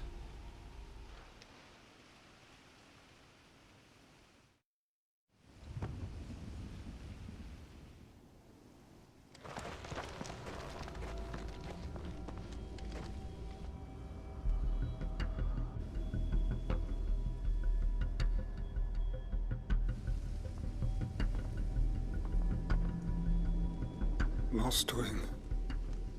My Lostwing. And look who's here. They must have stolen in after we left, just before the flood struck. What if there are still people in there? Don't be a fool!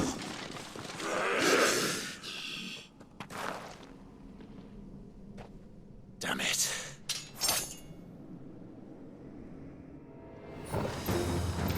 It's not going to last long in there. Then we finish this quickly. Stay down! Go for it! Get him!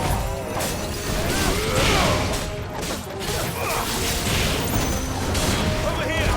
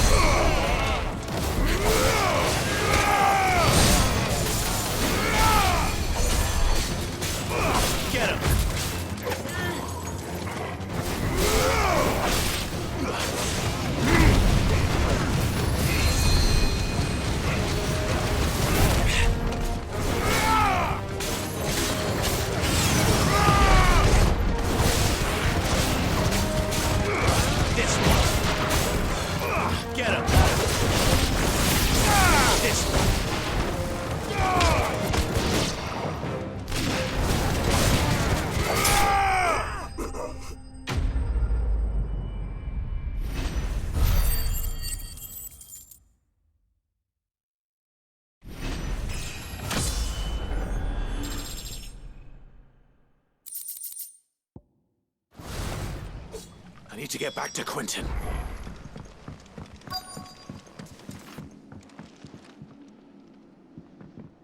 Quentin! Quentin! Look at me! Thank the Founder. He hasn't turned. I'm going to get you out of here.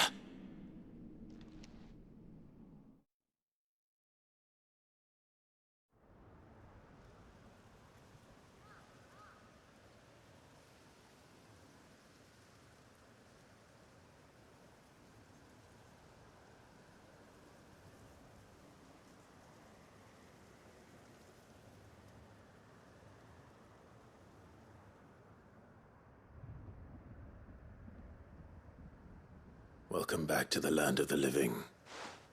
Is Lostwing? The flood has filled the valley. I see. Then all is at an end. A strange way to achieve one's life's ambition. No, Master Quentin. Save your strength. Why?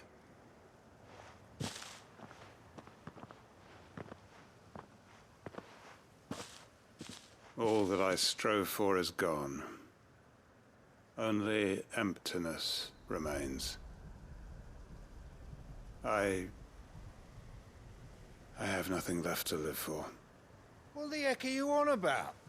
You've got us, ain't you? Don't try telling me you're only freed us so you could get revenge.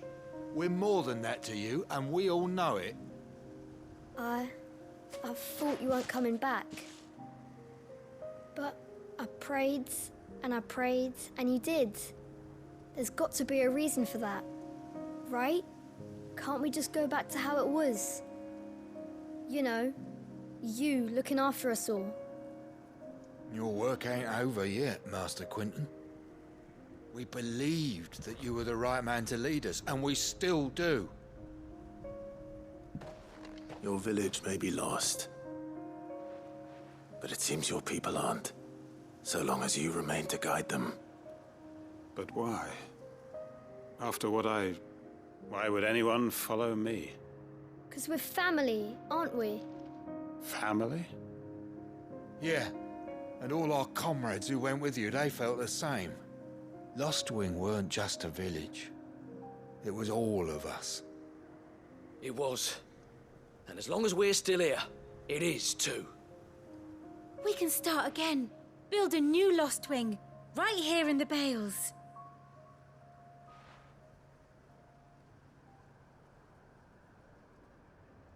A fresh start. One life ends, and another begins. Why just a village? We could build towns. A nation, even. What's to stop us?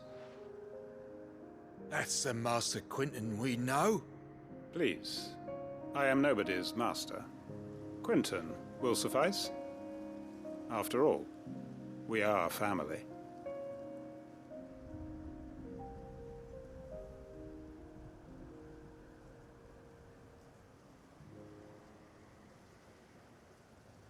Permit me to withdraw my request. I will no longer be needing your help in looking after my people. I'll pretend you never asked. But you must be rewarded for your efforts on our behalf. You saved my life twice over. And more besides. A bottle or two of your finest red will suffice. Of course. Nothing but the best. And I have a feeling that this year's vintage will be the finest yet. If you don't mind waiting, that is. I look forward to it.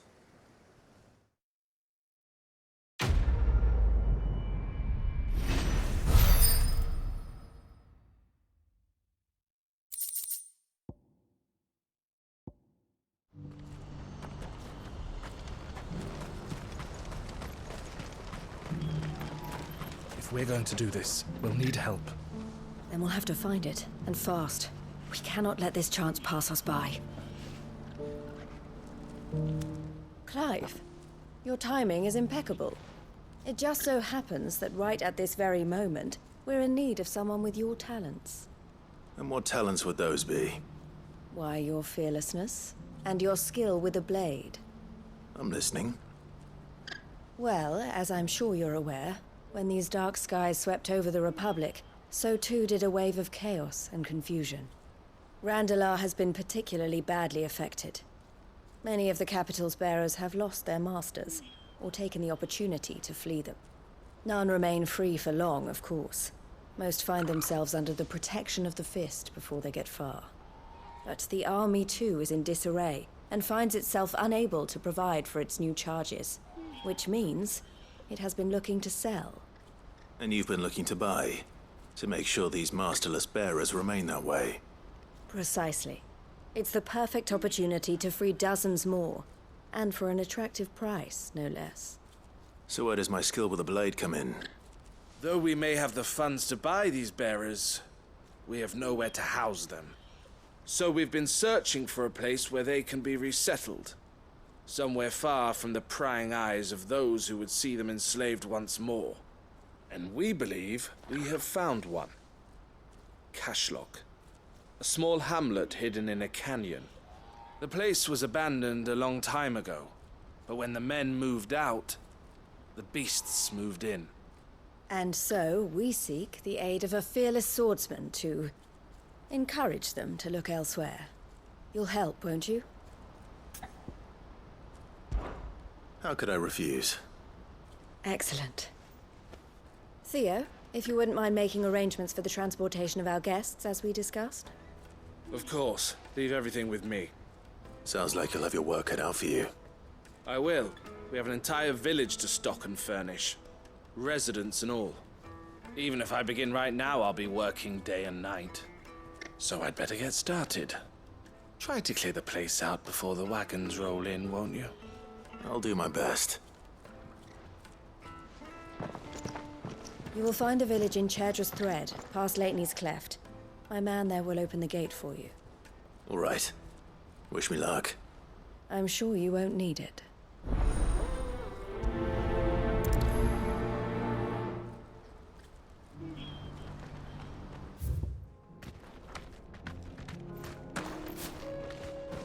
Oh, you're a friend of the Crimson Caravans. And by the look of you, I'd say you were the help they told me was on its way. Cashlock's just down there, if you'd be so kind.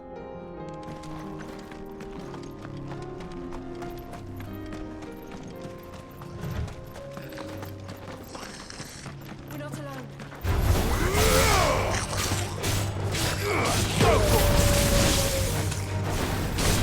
Stay down!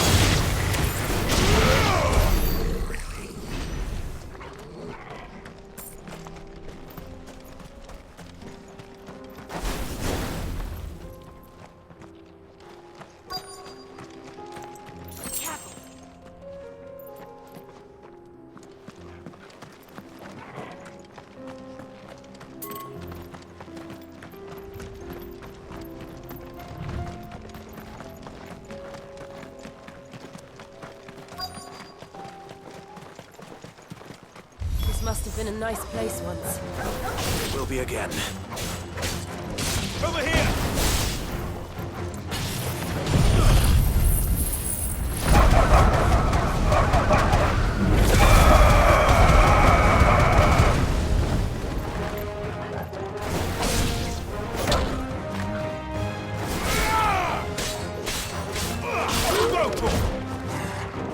Too slow.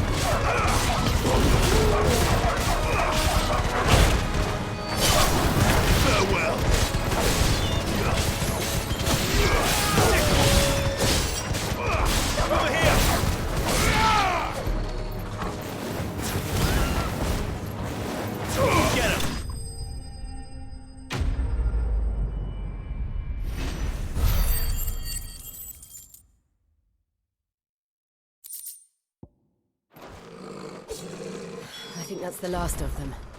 I think you're right. Let's head back to Boklat.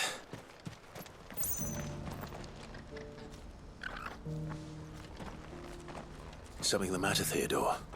Quiet. Those are our terms. I trust that you will give them your full consideration. I shall. Thank you.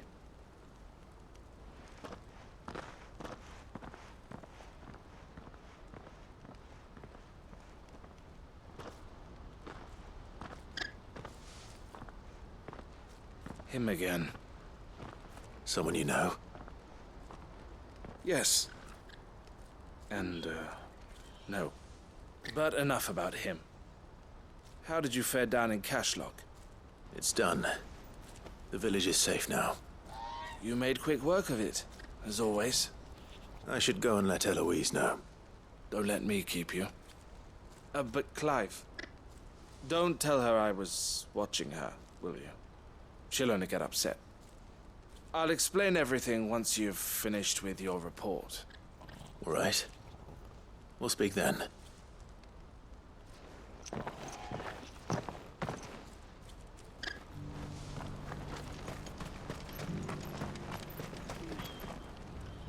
Eloise, I just got back from Cashlock. The village should be safe now. Thank you, Clive. Here, something for your trouble. Well then, now that you have laid the groundwork for our little project, I suppose we'd better finish the job. The first thing we'll need to do is make sure our offer for the bearers is accepted. You're still in negotiations? We are. A trusted colleague has been dealing with the Fist on our behalf, but things have been trickier than we anticipated. I suppose it's to be expected. This is the army we're dealing with. Fighting's what they do. But we shall emerge victorious in the end. Well, if you need any help, you know where to find me. I'm not sure I do, but thank you all the same.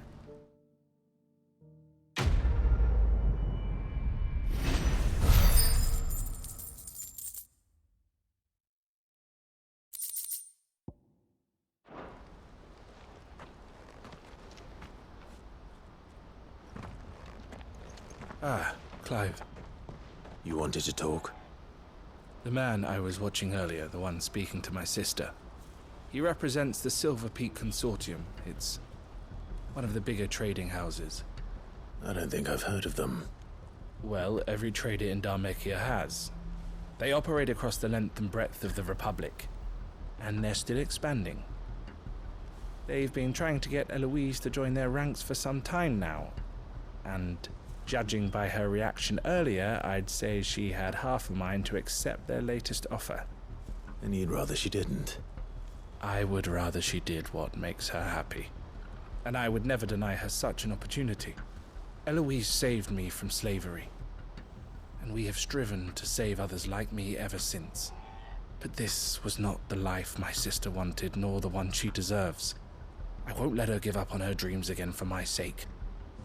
She freed me from my bonds, and she must be freed from hers in turn. You're a good man, Theo.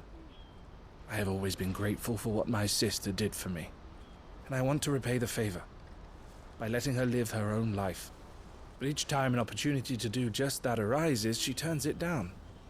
For my sake. She loves you. And I love her. Which is why I want this time to be different. To show her that I don't need to be watched over anymore. Though I'm sure I'll still need some help from time to time. I trust that I can count on you. Always. Thank you, Clive. Well then, I had better get back to work. These bearers aren't going to move themselves. That's a job for the Crimson Caravans.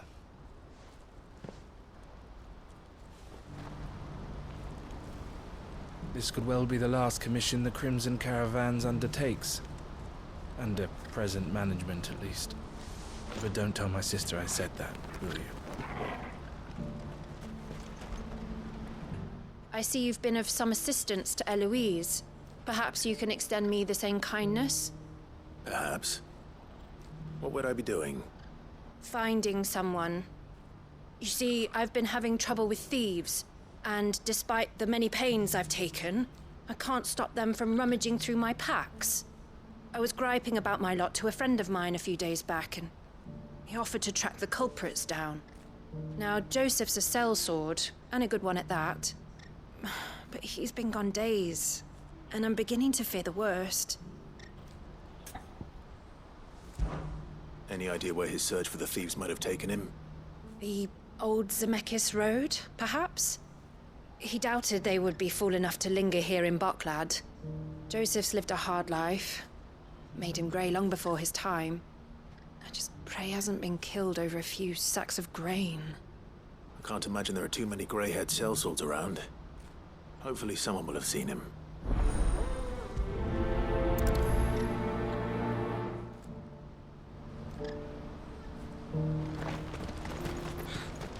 What I wouldn't give for a hot meal.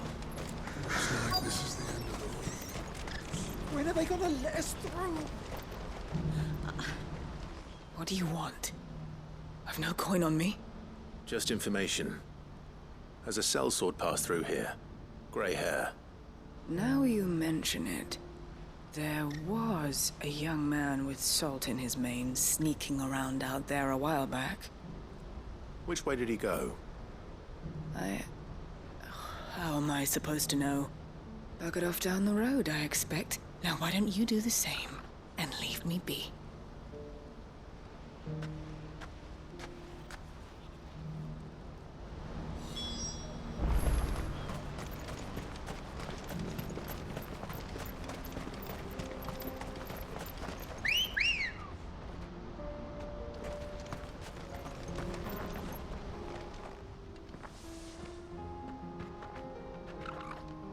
We don't want any trouble.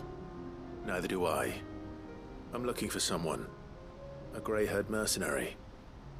Well, we haven't seen him. Yes, we have. We saw him climbing up the rocks. Those ones, over there. Maybe he found his thieves. Mum won't let me near them. She said there's goblins up there, and that they eat little boys for dinner. Shush now. You've said quite enough already. I only told him what you said. I'd listen to your mother if I were you.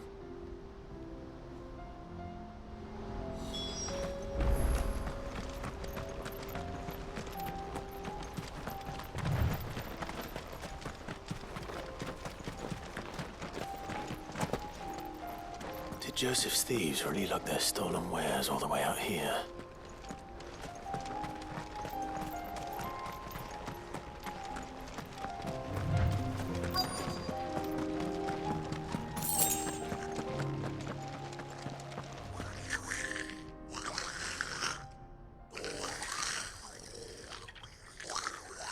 I think we found our thieves.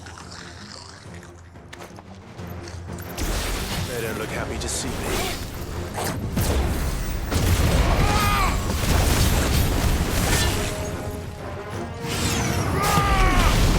Nice try.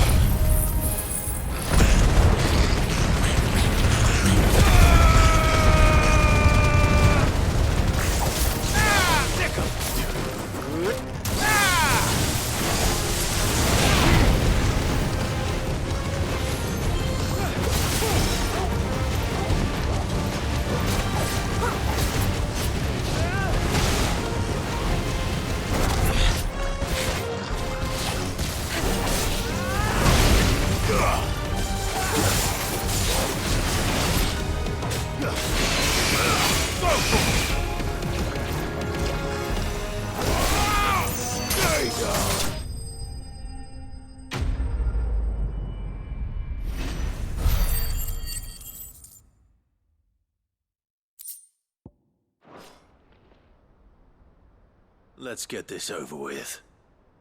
Stop! Don't kill him, he's just protecting his home. Joseph? So the boy was right. I don't know you. Your porter friend sent me to find you. She was worried you might have got yourself killed. Have I been gone that long? Wasn't hard finding the thieves. The problem was knowing what to do with them when I did. I take it things are more complicated than they appear.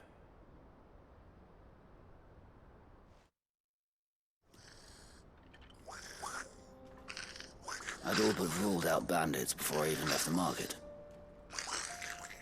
You know why that is? Because our thieves had no interest in gold or gems, or anything they couldn't eat for that matter. Add to that the rumors of goblins in the area, and the mystery practically solved itself. I soon found their cozy little homestead and all the missing food. I launched myself at them, full of righteous fury, but their leader was the only one who moved to meet me. The others, they huddled around that food, ready to die protecting it. They stole because it was that or starvation. I've been there myself, back when times were hard. So you spared them? And earned their trust into the bargain by the look of it. These goblins aren't native to the area. They don't know how to survive such barren lands, so I've been teaching them. And once they've learned to hunt and forage, they won't be fool enough to risk their necks in Bocklad. I'm impressed. I didn't know goblins could be reasoned with. Do me a favor. Let the porter know I'm safe. I'll head back to the market once my work here is done. Oh, and don't mention the goblins. I don't want people coming here brandishing pitchforks. Not now this lot have sworn off thieving. Your secret's safe with me. I appreciate it. Thank you.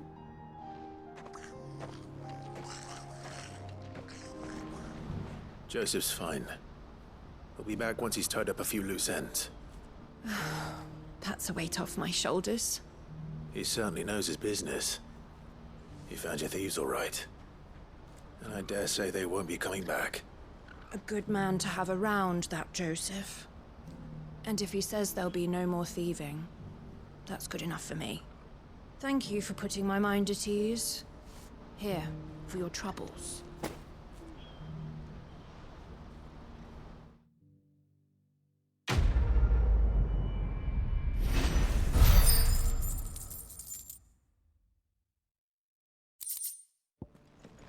Now I just need to see about getting the word out to everyone. I want to know right away. Bad news. Good, actually. Something worth celebrating for a change. Only trouble is, the serving girl's still new to the job, so I can't leave her while I go and invite those I'd like to celebrate with. What exactly are you celebrating, if you don't mind me asking? I've come by a particularly fine bottle of red. A Gotan 66, no less. Gotan Rouge is the only good thing to have ever come out of the Empire. And most wouldn't part with a 66 if you held a knife to their throats. So I've heard. Oh, so you know of it then? Clearly you're a gentleman of taste. A gentleman who might sympathize with my predicament, perhaps? Would you pass the good news to a few friends of mine? I'll give you a little something for your time, of course. Sounds simple enough. So you'll do it? Marvelous. Thank you. You won't need to go far. All three of them should be right here in the market. There's Aldrich, the porter, Milan, the butcher, and Bolek, a guard over at the north gate. Three of the finest fellows in Bocklad, if you ask me. Tell them to come to the tavern when they've finished for the day. Stop by again when you let them know, and I'll give you your little something. I'll be right back.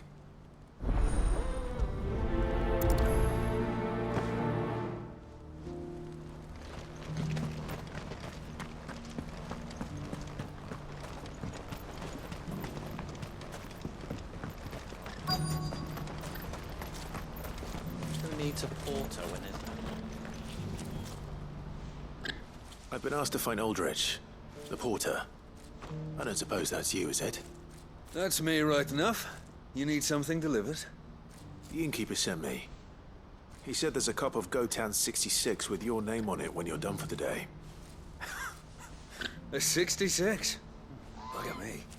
If he's just got hold of it now, it must have been in the crates he had me carry down from Sambrek.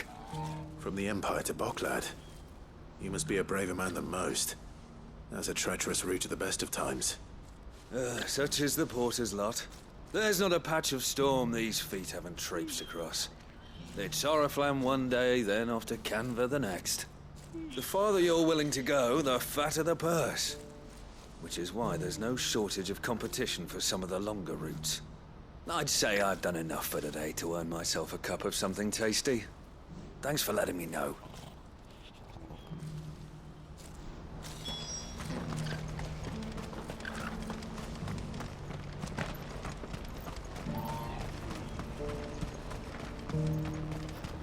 Please, a piece of fruit.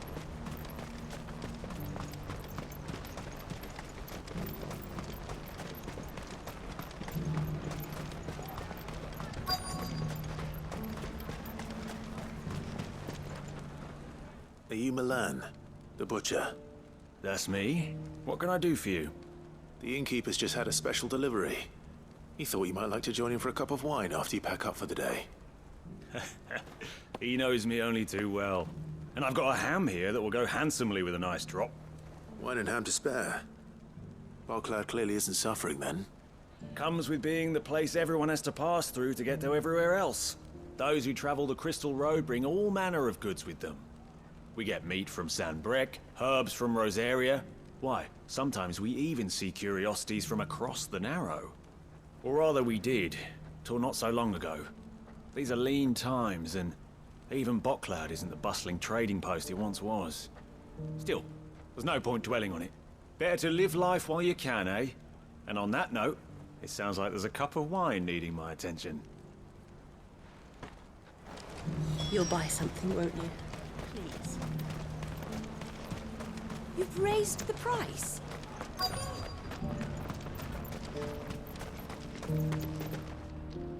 I'm looking for Bolek. I was told he'd be guarding the gate. Well, you found him. You're not here to enlist, I take it? The innkeeper sent me. He's just taken delivery of a rare vintage, a Gotan 66. He thought you might like a cup. I've never said no to a goat hand. I'm not about to start now. Thanks for letting me know. You must be a busy man. No one's making for the refugee camps anymore. Not after what happened in the Dominion. Meaning, they linger here instead. I spend more of my days moving beggars along than I do manning these gates. What gets to me are the gangs that prey on the poor sods. As if they haven't suffered enough. Some days you can't help but wonder what the world's coming to. You know what? That wine's sounding better by the moment. Well done. I wonder if the innkeeper might spare a cup of that wine. I spoke to your friends. They'll be along soon. That's fantastic news. Thank you kindly. It's been a while since we all sat down together. And the way I see it, that wine is as much theirs as it is my own. How so? Well, I wouldn't be serving anything but slops without Aldrich to go and fetch the good stuff for me. And then there's Milan, who always sends customers my way. And Bolek, an even-handed keeper of the peace, if ever there was one. Those three are the backbone of Boklad. Lose any one of them, and the market would soon fall apart. And without the market, I wouldn't have a single customer. I'd say that's worth a bottle of 66, wouldn't you? And more besides. Everyone needs a shoulder to lean on. Be they world-weary innkeepers or brooding swordsmen. Right, I'd better prepare for my guest's arrival. I hear you had me carrying a bottle of Gotan 66. If I'd have known, I would have sold the thing and lived like a lord. I'll settle for a cup, though, if you're in a sharing mood. A Gotan 66. Just as well I had something special of my own set aside. A bottle between the four of us might not be enough to drown our sorrows, but it can't hurt. Here they are, the three pillars of Boklad. Sit yourselves down, gentlemen. The woes of the world may be monstrous in many, but there's nothing like a few good friends to keep the misery at bay. Never a truer word spoken.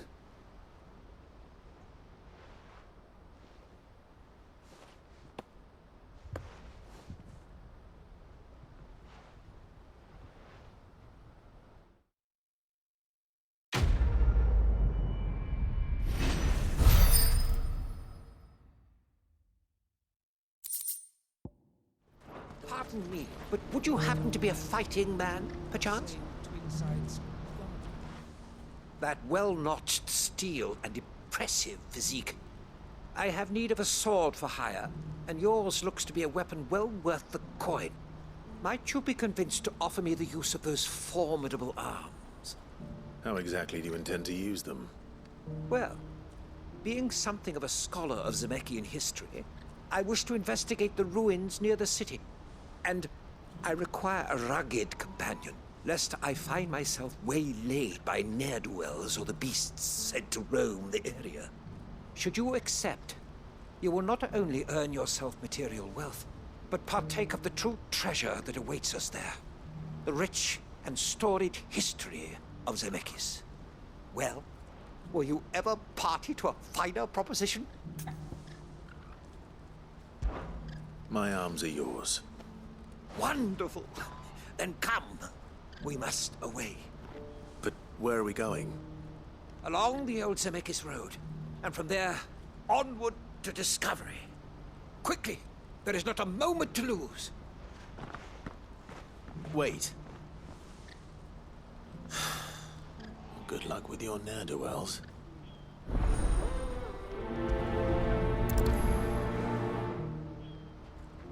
I'd better make sure he doesn't get himself killed. Why am I not surprised? You'll hand over your coin. No one's good for you. Farewell!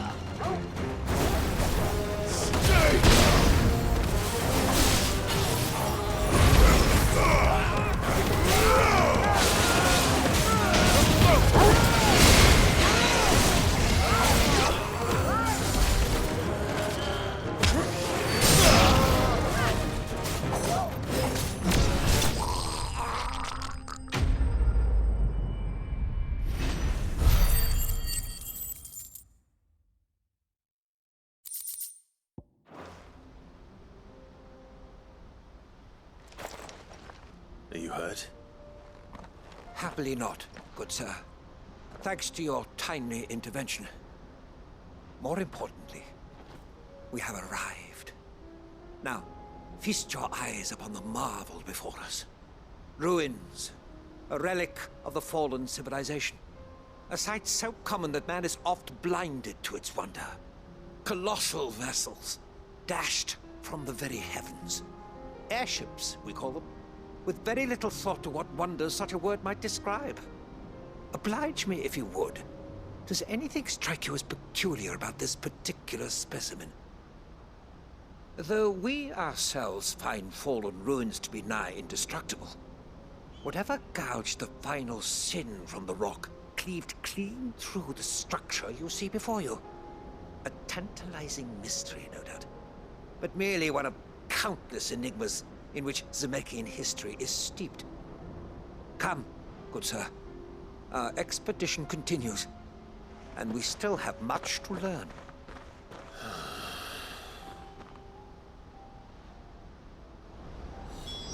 He's passionate. I'll give him that.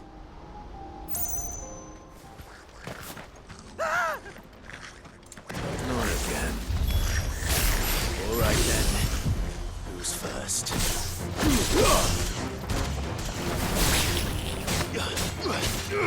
This one.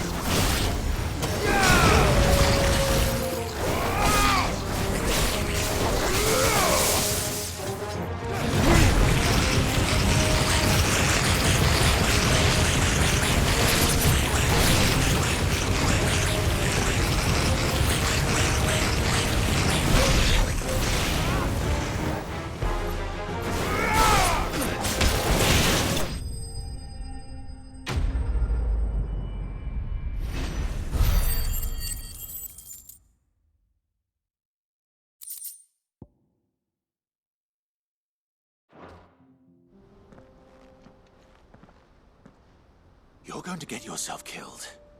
Oh, that would not do. That would not do at all. Not when such majesty stretches out before us. Behold, the final sin in all its glory. As Moss tells us, a battle was fought here in ancient times. A battle of such ferocity that it tore a great crater in the very land upon which it was waged. In reaching for their holy sanctum, did man enrage the gods, and great was the vengeance that was rained down upon him. Alas, the full truth of the matter is lost to time, though I live in hope that I might see it discovered. But we must not dwell upon such things. There is more yet to see. Onward! History awaits!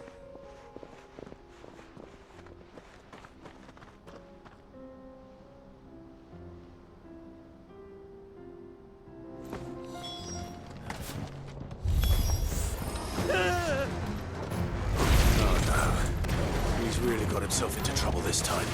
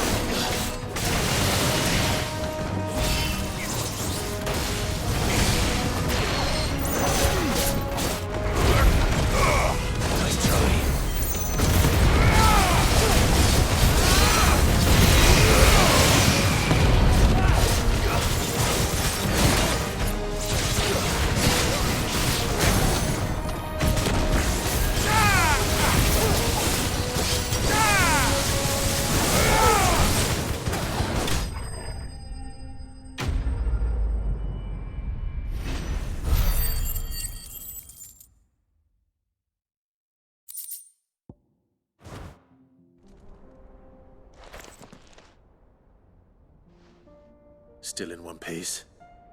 It would seem so. Once more I am in your debt, and once more you impress me with your prowess. These were no ordinary foes, but ones we in the field call echoes. Though Moss the Chronicler concurs with the legends in attributing the fall of Zemeckis to a wrath wrought upon mankind by the gods, he offers little in the way of explanation. Could the ruins we see before us here, in all their elaborate beauty, perhaps suggest an answer? Could the construction of such miraculous edifices have been considered an encroachment upon the province of the divine? Alas, all is mere speculation. But one day, perhaps, I will learn the truth. Not if you keep running headfirst into trouble. You are right, of course. And not only have you plucked me repeatedly from the jaws of death, you have proven yourself a willing audience to my ramblings. Glad to help, but didn't you say you came here to investigate something? I fear I may have rather overstated the case on that front.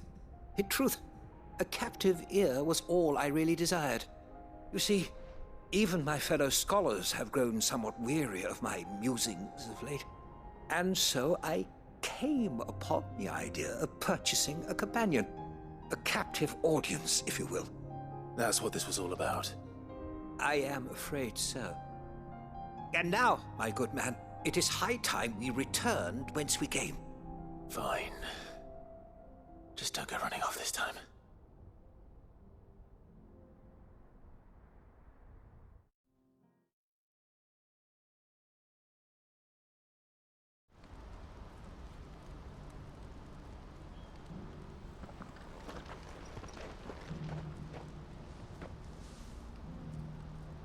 And so ends a delightful day. Here, your reward for humoring my selfish whims, plus a little extra for the trouble I have put you to.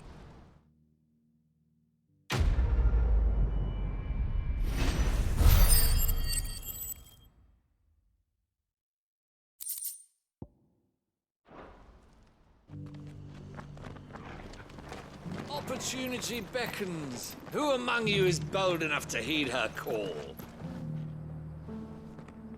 Is that blade for hire, perchance? Because I have a mind to make a killing. Figuratively, I hope. Well, yes and no. A passing caravan carried with it a rumor most fortuitous for one in my trade, that an elder Dread Evis had been sighted in the fields of Corava. Dread Evis are aggressive beasts. Compelled as they are to acts of violence, few survive to maturity, but those that do develop a hide of phenomenal value. A hide you want to sell? Eventually, yes. Though I would have it tanned first that it might be crafted into marvels the likes of which the world has never seen. Dread Evis skin is a rare thing indeed. But the worked hide of a well-aged beast, now that would fetch such coin that Gilbert himself might weep with envy. Bring me that beast's skin, and I will share with you the bounty of our combined labors. All right. I'll hunt your Evis. Of course you will. When one lives in such troubled times, it is a fool who lets opportunity slip his grasp. Leave Tabor through the east gate, but take the path that branches west. Once you reach the checkpoint at Tovany, you are a mere stone's throw from the fields of Corava. I eagerly await your safe, and above all, triumphant return.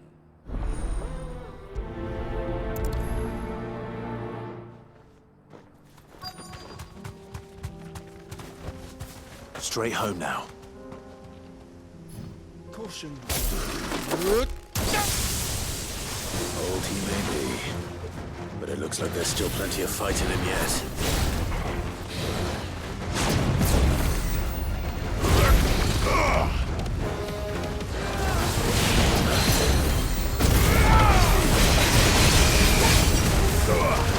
Over here!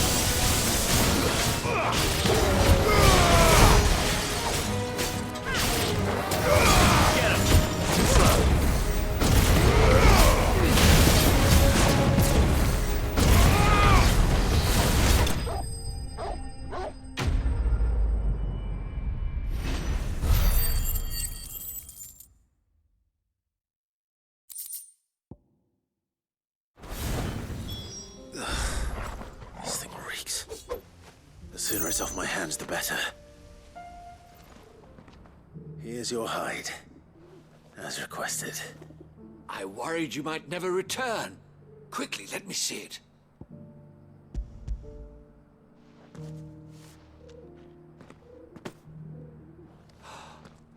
Oh, as supple as a maiden's cheek, yet as adamant as her virtue. This is everything I had hoped for, and more. Clearly, my trust in you was not misplaced. You must be a hunter of considerable talent to have bested the beast with nary a scratch. Join me as my honored partner. With my means and your might, we shall be as wealthy as the merchant kings of Zemeckis. I don't plan on making a habit of this. I'm busy enough as it is. Very well. Though I believe fate had a hand in our meeting, it would be unbecoming of me to beg. Do not allow me to keep you from being about your business. Here, for the hide.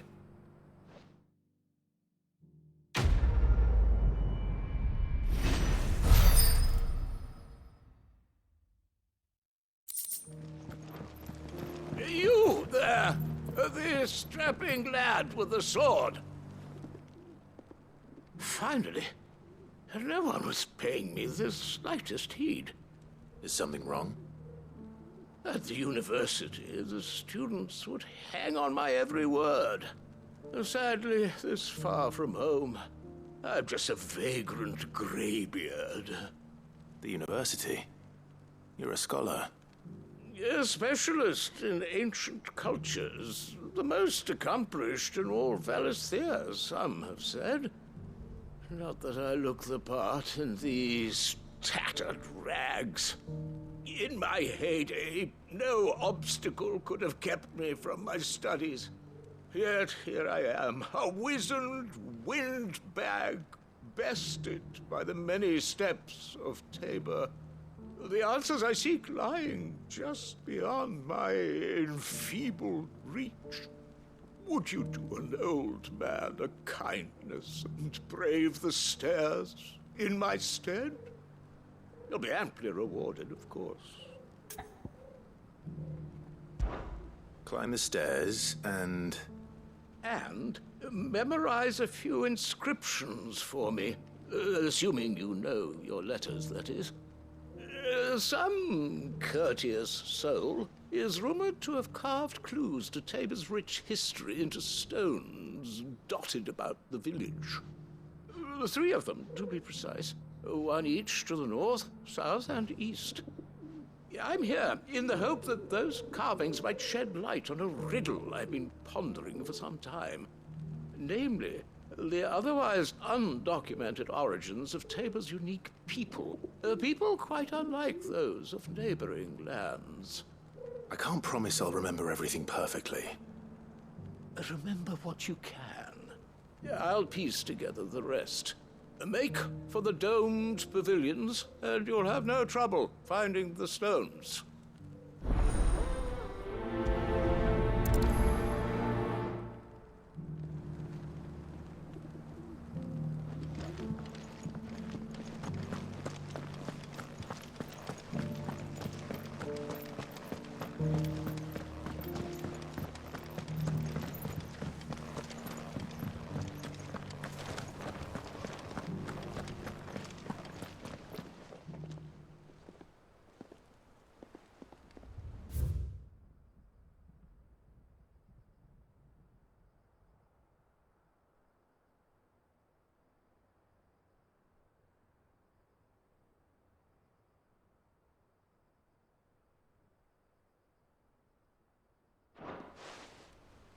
What golden plains might the wanderers have called home, I wonder?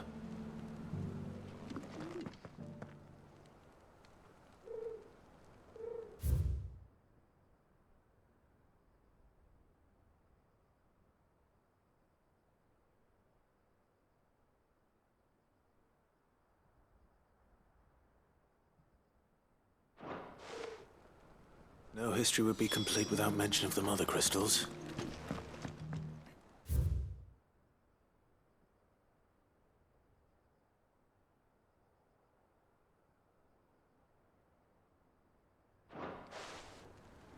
Farmers must have settled here in Tabor.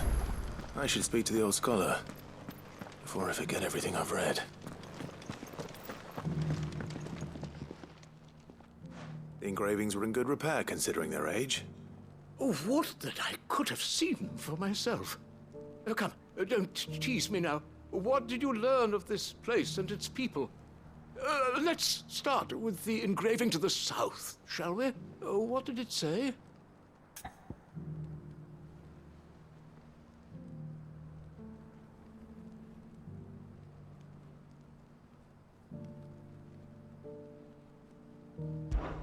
Guardians of the Crystal, the first stones of Tabor, sacred hold thy noble blood, till ends the mother's labor.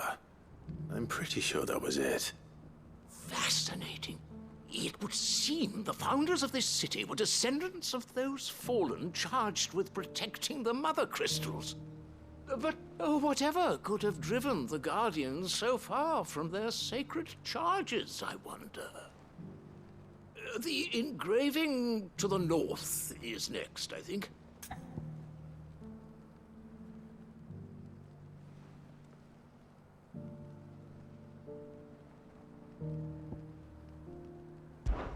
Wanderers of the Golden Plains, lay your roots in stone.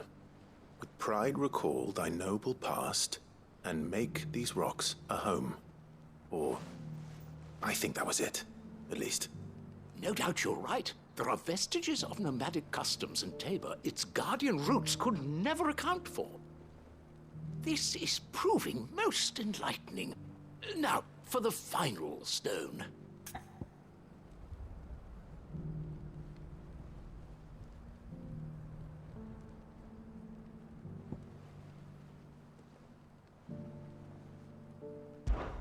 Children of the hunters, now tillers of the land, reap her promised blessing and give praise her gracious hand.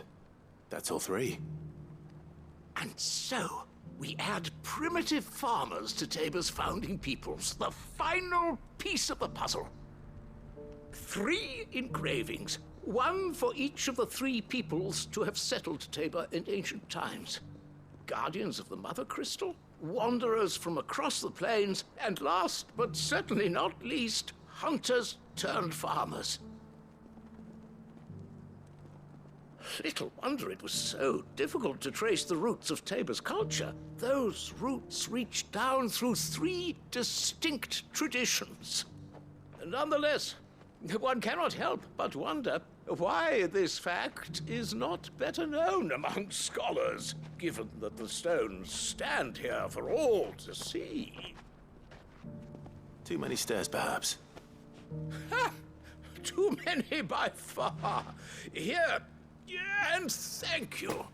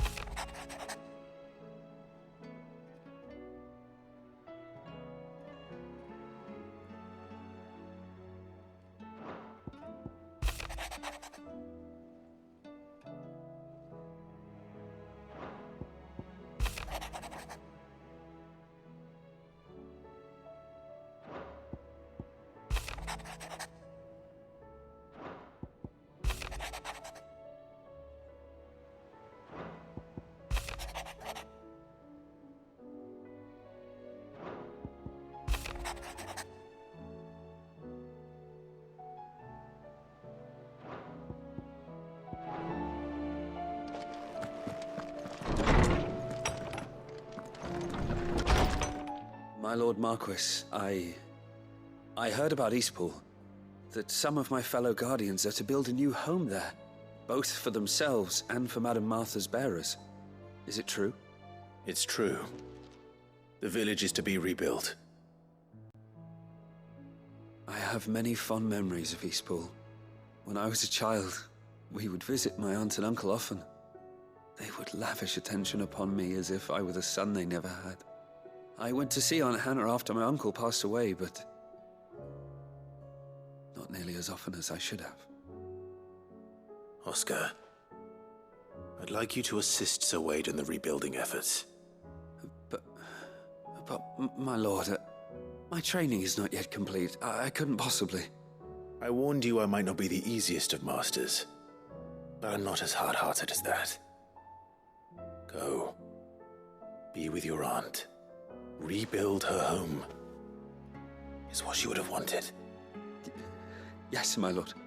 Thank you, my lord.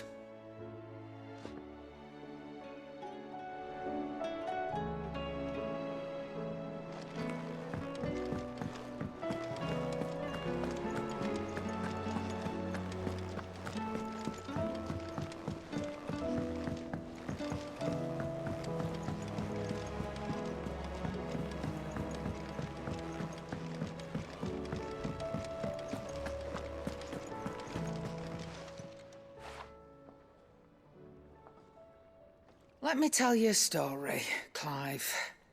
All right. Them rumours Wetlegs were spreading.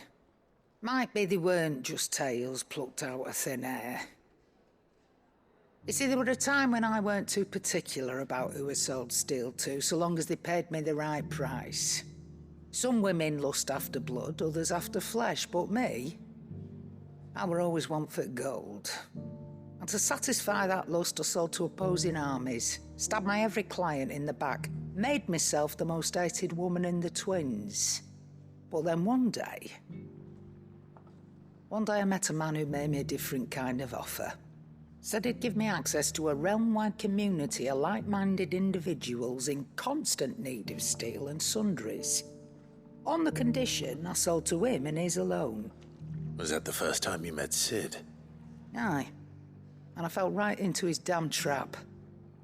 He was true to his word, so I ended up being true to mine. And I soon started making the best profits I've seen since taking up the trade. And all without aiding or abetting any outlaws.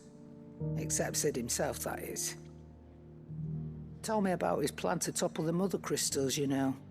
Said that with them gone, the realm would want for all manner of things. An opportunity for the likes of me to mint gil. Why, I reckon an enterprising individual could find himself the richest dam in the twins. And that's when he had me. I emptied my stores that day and moved into the hideaway proper. And the rest, as they say, is ancient bloody history. A dozen years on, and I'm still not the richest dam. Not for lack of trying, mind. But I can say that I have never been happier. You've all shown me there are some things more precious than gil. That there are. So don't you go messing it all up, or you'll have me to answer to. Company.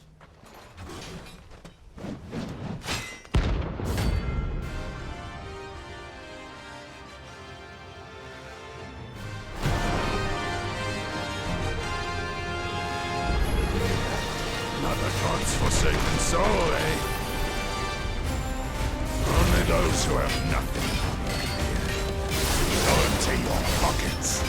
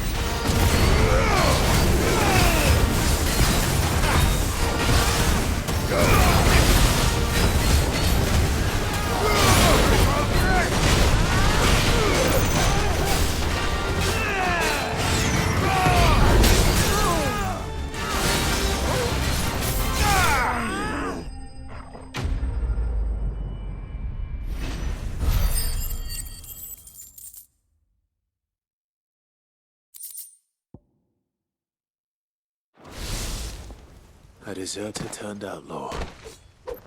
We were more similar than he knew. Company.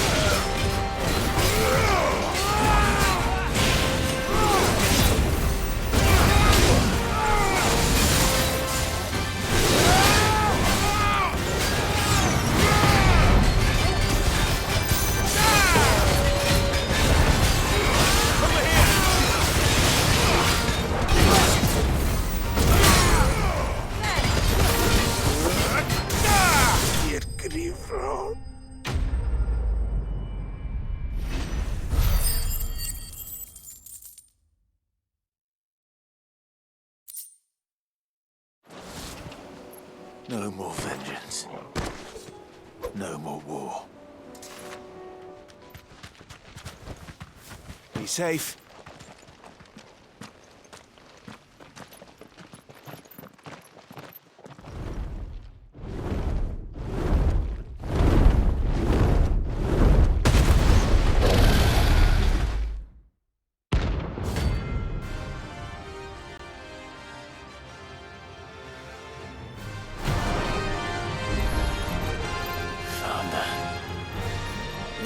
past isn't to be trifled with.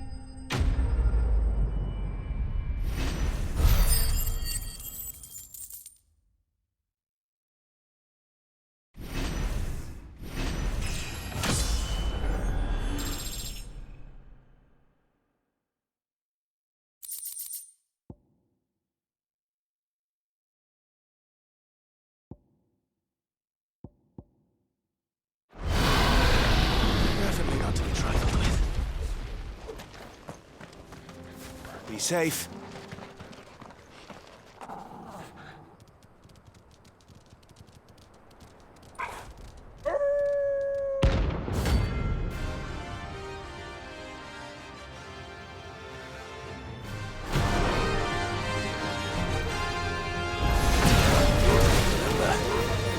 You're on my side, Torgal.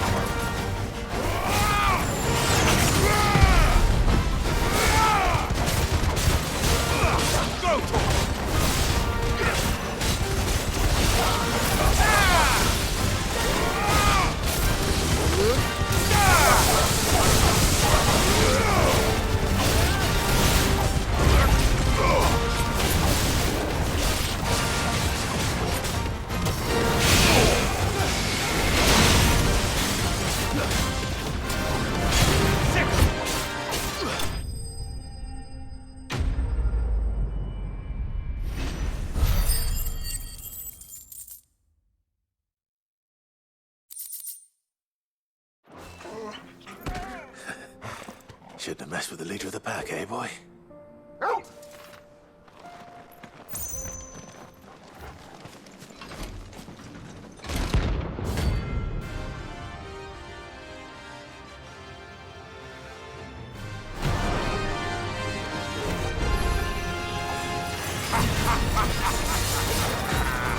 Bring out the bearers! Let me and my water purge them of their sin!